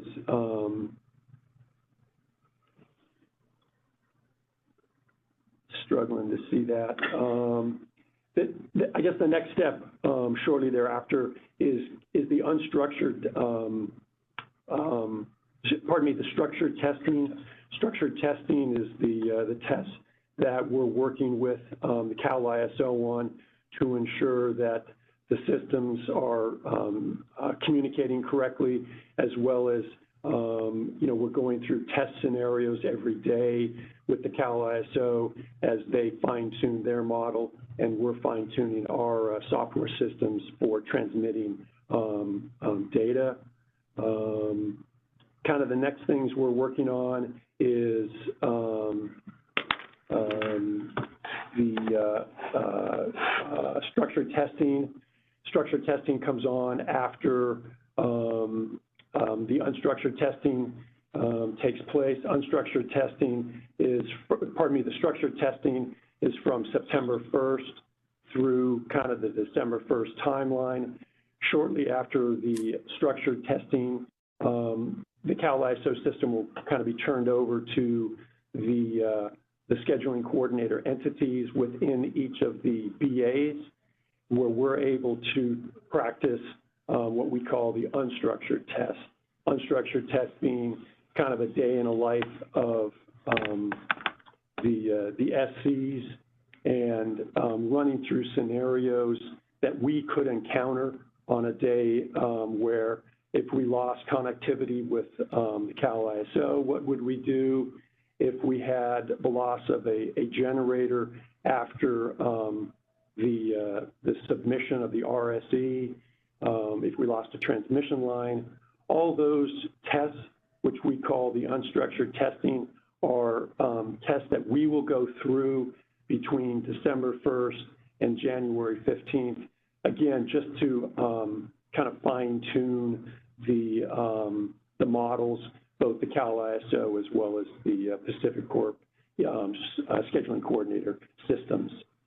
The next thing that will start on February 2nd and run through March 31st is the parallel testing, where we will be performing daily the RSE submissions at 10 a.m., as well as processing the EDAM results at 1 o'clock, and just kind of going through those every day, while we're also going through kind of the normal WEC operations before we transition on May 1st to the new EDAM market. The other thing, I guess, to stress upon is, again, that transition during, September 1st, when we started the unstructured testing, is getting employees trained to participate in the EDAM market while continuing to work on, kind of our normal business as usual, having to perform basically parallel jobs in all aspects of our operations in front office. A lot of training with employees, identifying kind of leads in the different departments, whether it's the trading group, the scheduling group, the resource planning group, the real-time group, getting leads, trained and ready for the EDAM market, as well as working with our software vendors to get their systems up and running and ready for the EDAM market. Kind of working with our vendors again in getting their tools and systems capable for processing, a total change in business as we're all accustomed to help improve that transition to go live on May 1st. Next slide. So just kind of the application, EDAM application update. First thing is optimization. Looking at existing tools and then upgrading those existing tools to support the EDAM market of inputs and improve how resources are optimized. The next thing is the bid submission. Current systems are being enhanced to simplify the bid creation as far as the submissions, the validation, and timely submissions. We're having to really look at how do we improve our processes in order to cut down on time so that we're able to pass the RSE and upload our submissions to the Cal ISO by the 10 o'clock deadline. The other thing that's, a big change is the transmission. A lot of updating of existing systems and applications to better manage our capacity and coordination for support of the revised transmission bids and usage. The last thing is scheduling. Looking at how we do the existing scheduling process and how does that need to be improved or changed in order to accommodate an EDAM market. Kind of the big thing there is working with our vendors to revamp their software systems so that we can kind of speed things up on the scheduling side, so that again we're able to meet the RSE submission at 10 o'clock in order to meet the Cal ISO deadline. The other thing is changes in power and gas, kind of the existing workflows and reevaluating how we do business now, with our gas desk as well as the power desk. In the past, we weren't so pressed for time on making sure we had adequate supplies, as our scheduling coordinator within each of our BAs. But now that those purchases and transactions for both gas and power have to be done by 10 a.m., we really had to look at how we do business and how we can speed things up so that we're ready to pass the RSE. Next slide, DJ. This is kind of the staff training. Again, that was the big thing we learned pretty early on is how do we get our staff trained? Like I said, we identified, kind of leads with each of the departments and began working with those leads and train them for the new market in EDAM, the new language, the new processes, just kind of how we had to change our business in order to meet the new environment of an EDAM world. Like I said, we had scheduling coordinator leads, had to be the new go-to experts to make sure we kept that knowledge in-house so that we didn't rely on our vendors or support staff. It was important that we started right away with training our internal folks so that, after go live in May of 26, June and July, we had the in-house expertise to meet changes around problems that we're definitely going to encounter, once we go live, and again, not have to rely on somebody else to resolve those issues. Next slide, DJ. Kind of the last thing, I just wanted to mention is, we fully expect that we're going to continue to have to transact in the bilat market for both power and gas in order to validate or to pass, the RSE. Getting vendors and our consultants involved early allowed us to meet, the EDAM change, as well as our existing staff was able to continue to do their daily responsibilities.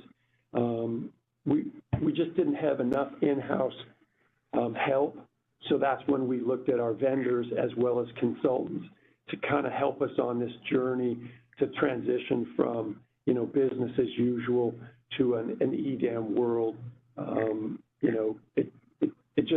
It really helped that transition and working with our software vendors to, get the tools we needed in order to be successful for May 1st. The other thing is that, a strong documentation and gap review really helped us identify how we did business as we do today, but what do we need to improve? What do we need to change in order to meet an EDAM world? That documentation and gap review really helped identify areas that we needed to improve upon. We had to find ways to cut down on time. We had to look at how do we automate certain tasks that today we can do manually, but in the EDAM world, we're just not going to have time for all those tasks. We had to automate. The next thing is we treated testing as kind of on-hands training and helped us really learn how to use the new systems, the new software, as well as understand the new processes for the EDAM market. The other thing, flexibility, it's a lot of change and market rules and designs continue to have to be refined either on the Cal ISO side or on the software vendors. As the market is evolving and being defined, we had to be able to get our vendors as well as our systems to accommodate those new design changes and modifications in the market. The other thing we learned pretty quick, early on, is we had to be willing to invest in training. We also had to invest in consultants and our software vendors. We had to be willing to ensure that we had their support in being able to get everything in place for the structured testing starting now in September through the first part of December, as well as the unstructured testing that will start, the first part of December. We just had to make those investments, and it's definitely paid off as we're having a smoother rollout to the EDAM market.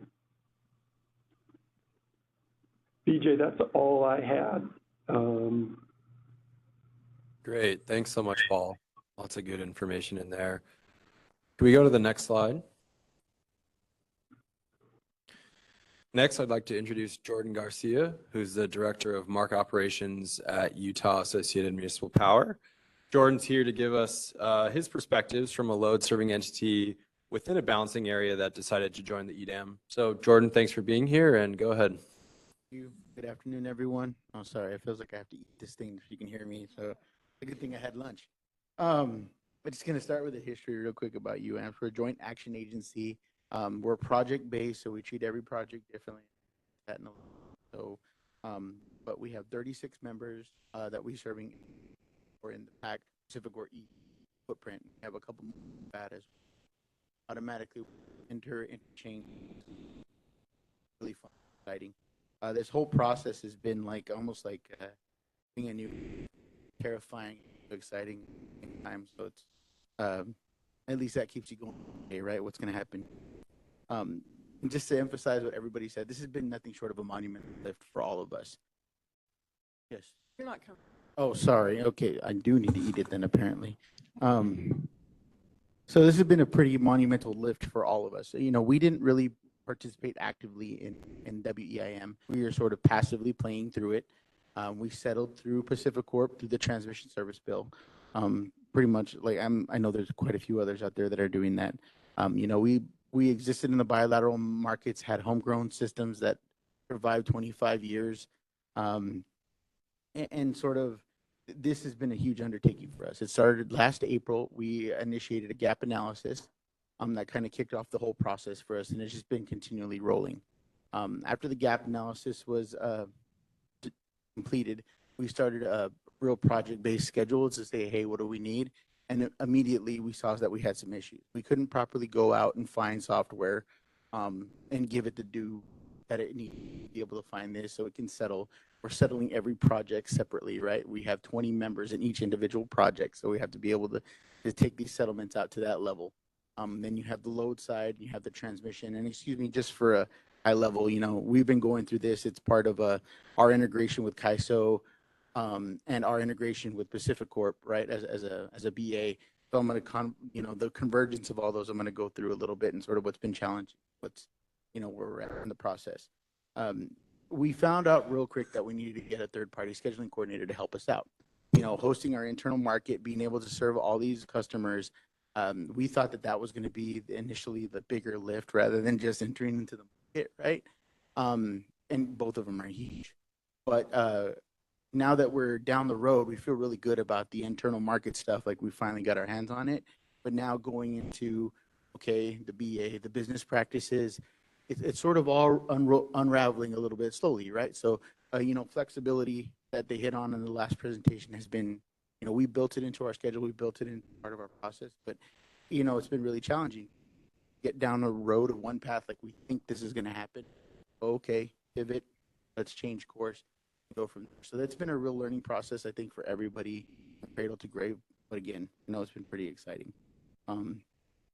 Coordination, absolutely imperative, between our operations group, our planning group, now our settlements group.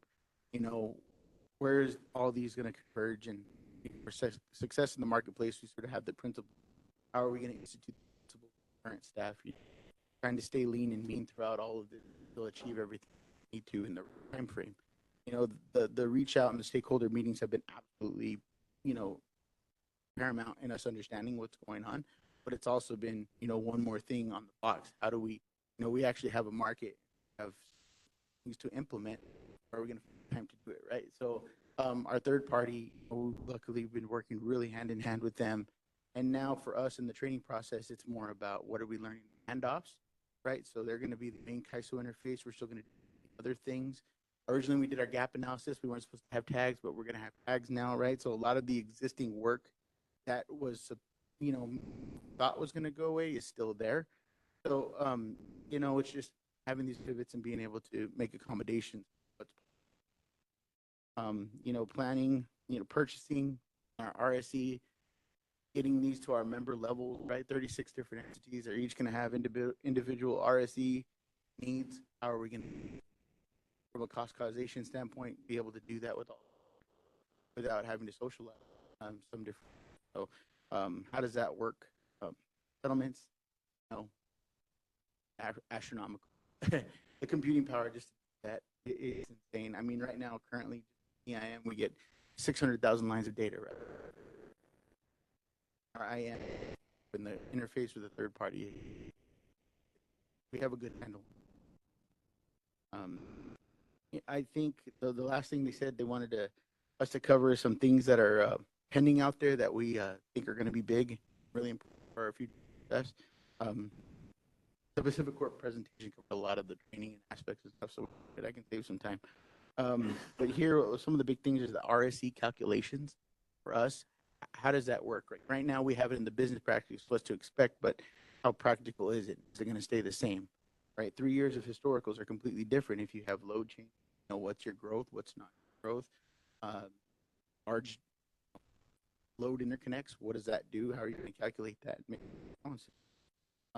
If there's a way that we can cure, which is get to another point with ISTs, how important they are available on day one so far. But for us to be able to work with other LSCs in the VA umbrella, right? But we're not going to have that ability right now. It makes things a little bit more difficult and how we can help each other and facilitate the intra-chain schedule transfers that I think would be helpful. And then the last thing from a VA perspective is, sort of the historical model and how things work, like, okay, we can help you out. We have transmission. Let's do it under 6NN. It now has financial consequences, right? So we really have to work with our BA to say, okay, we need 7F, 7FN transmission so that we can get the congestion offset moving. So those are three of the big things that we move forward that we really have our eye on, go on. But other than that, it's been a lot of fun. So, thank you very much. Great. Thanks so much, Jordan. Can we go to the next slide, please? Next, we have Todd Ryan, who's the manager of FERC and KISO policy at Pacific Gas and Electric. And we're going to hear how PG&E is getting ready for the EDAM and DAME products, even though they already participate in the KISO day-ahead markets. So thanks, Todd. Thank you. People always tell me I talk too loud, so hopefully that's a benefit today with these mics. Let me know if you can't hear me. I'm Todd Ryan. I'm manager for CAISO policy at PG&E. And yeah, I've been working on EDAM since I think, was it 2019 or something like that? We were in Folsom talking about the possibility of an extended day in market. So it is excited to see this kind of in the home stretch and implementation.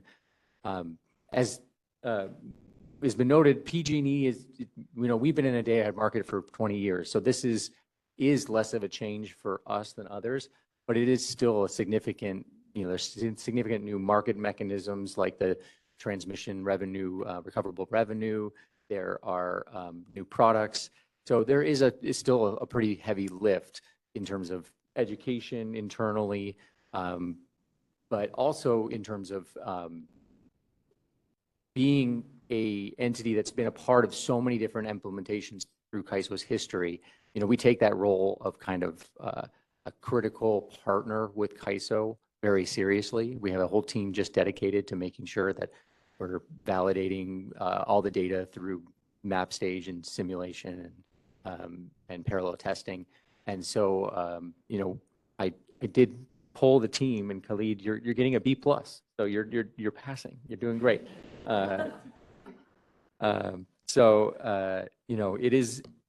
It is a heavy lift even for internal people. So I can't imagine, Jordan and Paul, what you're going through. It must be an incredible lift. So I think, as I said, I think we're doing pretty well. I mean, the team is talking about city tickets that need to be answered and data that needs to be validated. But to CAISO's credit, they are answering city tickets. I'm sure thousands of them, and are validating, tons of data. So it is getting done. Like we tried to pull some people who lived through WEIM and some of the other bigger implementation. And this is kind of where we've been at. We've been at this kind of messy middle before, but we're making good progress. And so we have a lot of confidence in CAISO, and we appreciate all the hard work you guys are doing.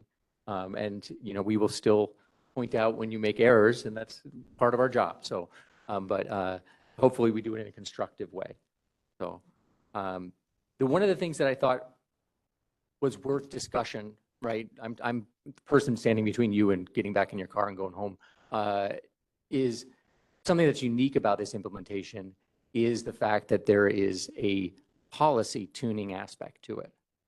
That, typically we don't do this. Sometimes we ask for this type of analysis during the policy development phase. Sometimes we kind of tune it as we go along after it's implemented. And this is the first time I can remember there being an explicit, hey, we're going to take policy parameters or aspects of the market design and we're going to tune it in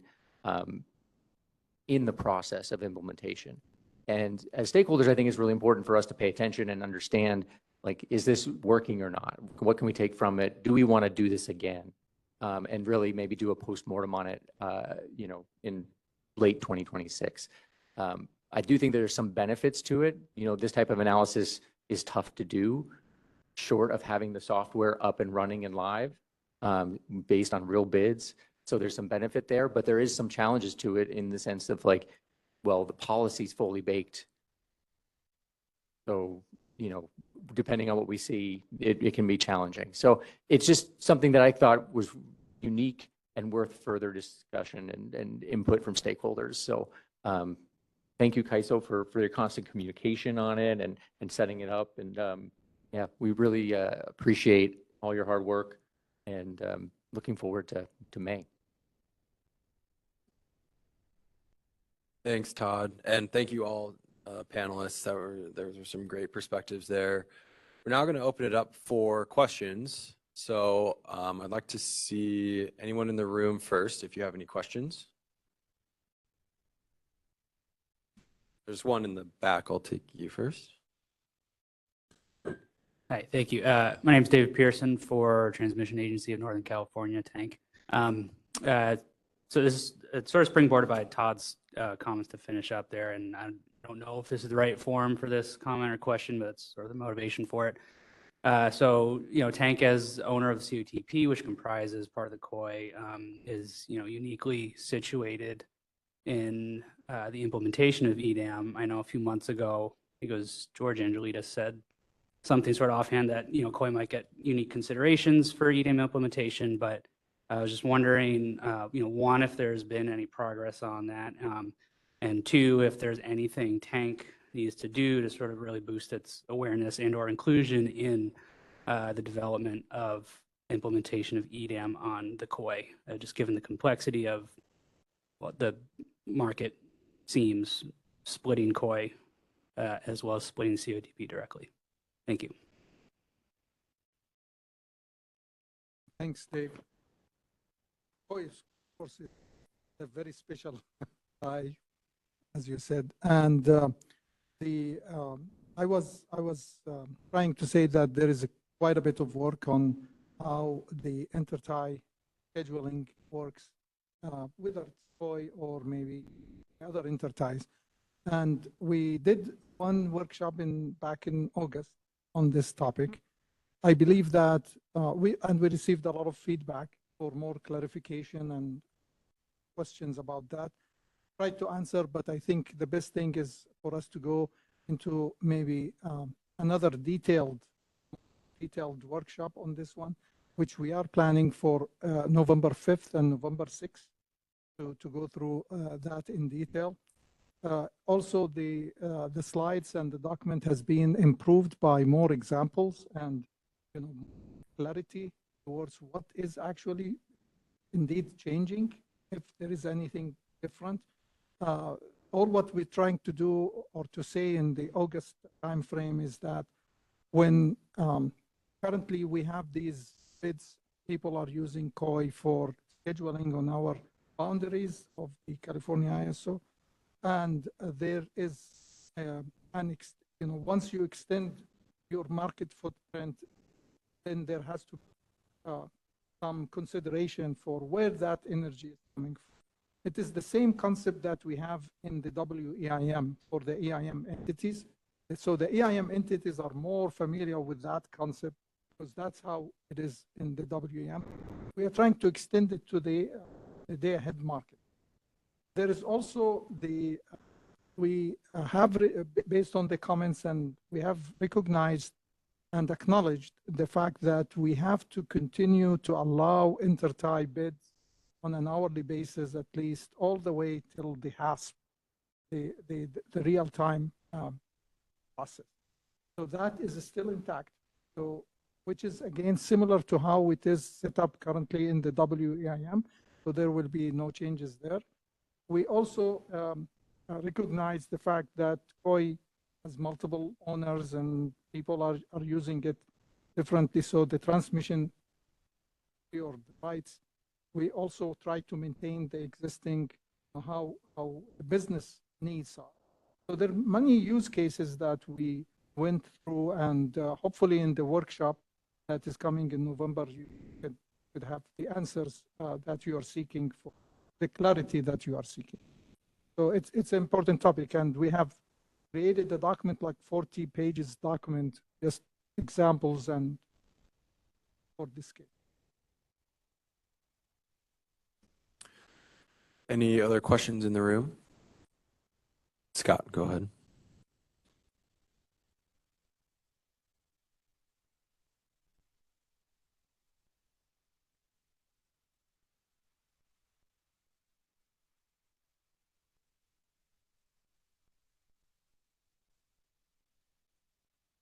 Todd had mentioned one of a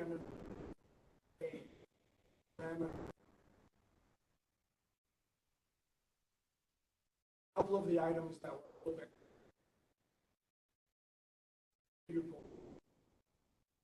About in testing those aspects. That's been surprising to you. I know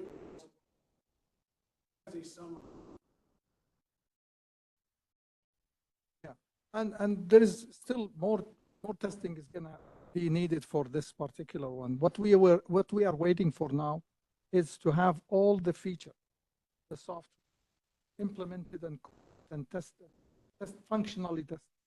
We know that there is no software defects that can get into the way of conclusion.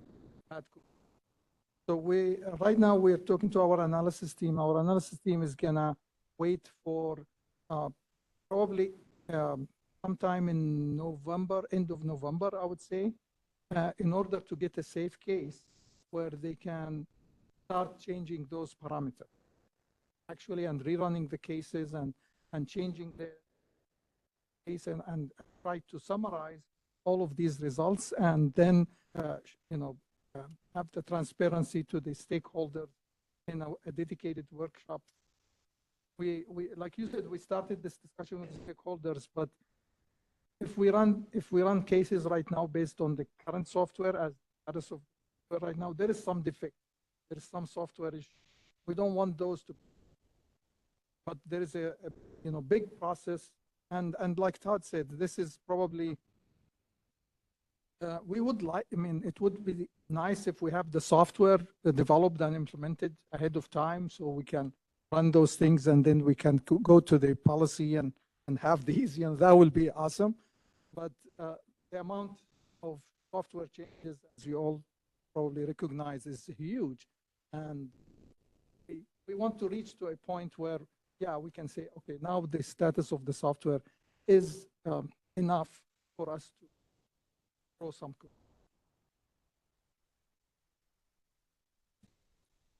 Any other questions in the room?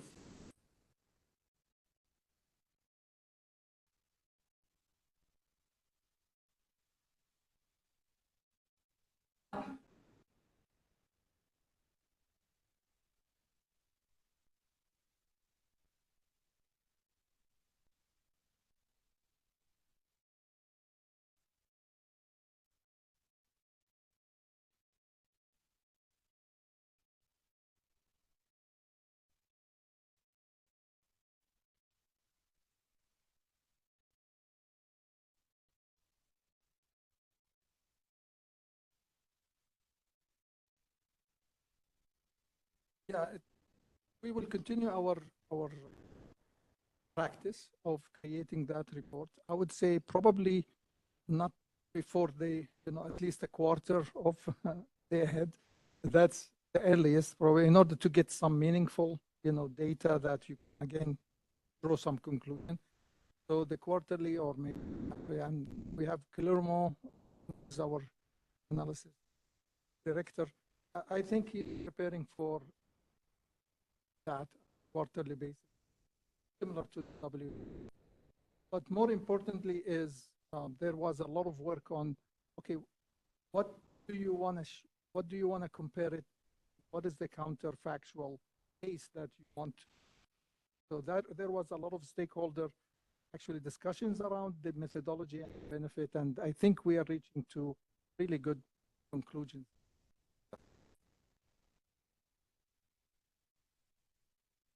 See, are there any more questions in the room before we turn it to virtual questions? I don't see any more hands in the room. Silas, are there any questions online? Yes, we have one hand up online. Chun Yu, your line is unmuted. You can go ahead. Hi, this is Chun Yu from PG&E. Hi, Claire. I have a question for you. Given that you have done, you have implemented a lot of things in the CAISO. So, and I also just happened to join the meeting in time to listen. You mentioned all the challenges we currently face. CAISO face. I say we because we've been always kind of together, focused on the implementation. So in your opinion, what do you think by May 1, all the issues you mentioned or the challenges you mentioned, do you think that may be all going to be in scope for May 1 of 2026? My objective is that we resolve all of them even at the time of parallel operation, right? When February timeframe, that all of these software issues, defects, data stuff, all of that should be in a good place. And this is the practice that we have been doing, even with the WEM implementation, that parallel operation, we try to execute it as the best as we can. Now, there is There is some additional, as I said, during the execution, sometimes we have some things like nice to have. There is a manual workaround for that process, for example, whether it is at CAISO side or from Pacific Corp side, for example, there is a manual way to do it, but we are trying to seek, like Todd mentioned, some part of the objective of the implementation is also to create efficiencies in the different processes and more automation. So some of those automation may come a little bit, maybe I would say not later than April 1st of next year. So that will give us like at least a month also to try them before the go live. And my hope is even to get them a little bit earlier. But in terms of functionality, in terms of how the market will be executed, we will go parallel operation with the full capability that is for day one. Well, thank you. I am very pleased to hear the confidence. Thank you.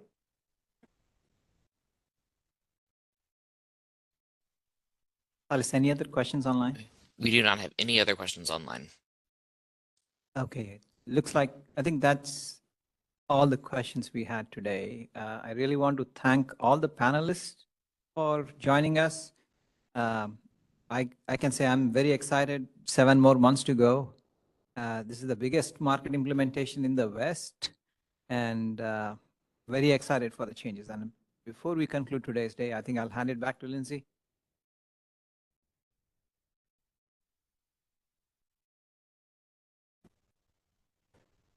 Okay, Silas, can we move to the next slide, please?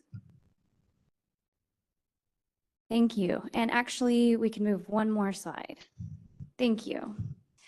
Okay, so before we conclude today, I just wanted to hopefully get some help in updating the sector contact lists. As you can see here, this is a snapshot from our website. If you could please go there and look at the sector that you're participating in and let your liaison know whether or not we have the correct contacts so that we can update these lists. We'd really like these to be updated so that we have the correct contacts when we send information out to our sectors. So if you could please, Silas, move to the next slide. I've included here a list of all of the liaisons, so please reach out to your liaison once you know who you would like to be contacted for your organization in each of the sectors. And with that, I'll conclude today's meeting. So thank you so much for your participation, and I hope you'll join us for future meetings in 2026. And again, real quickly, I just wanted to thank CAISO for hosting this meeting. This has been a great facility to hold it. Thank you and have a great day.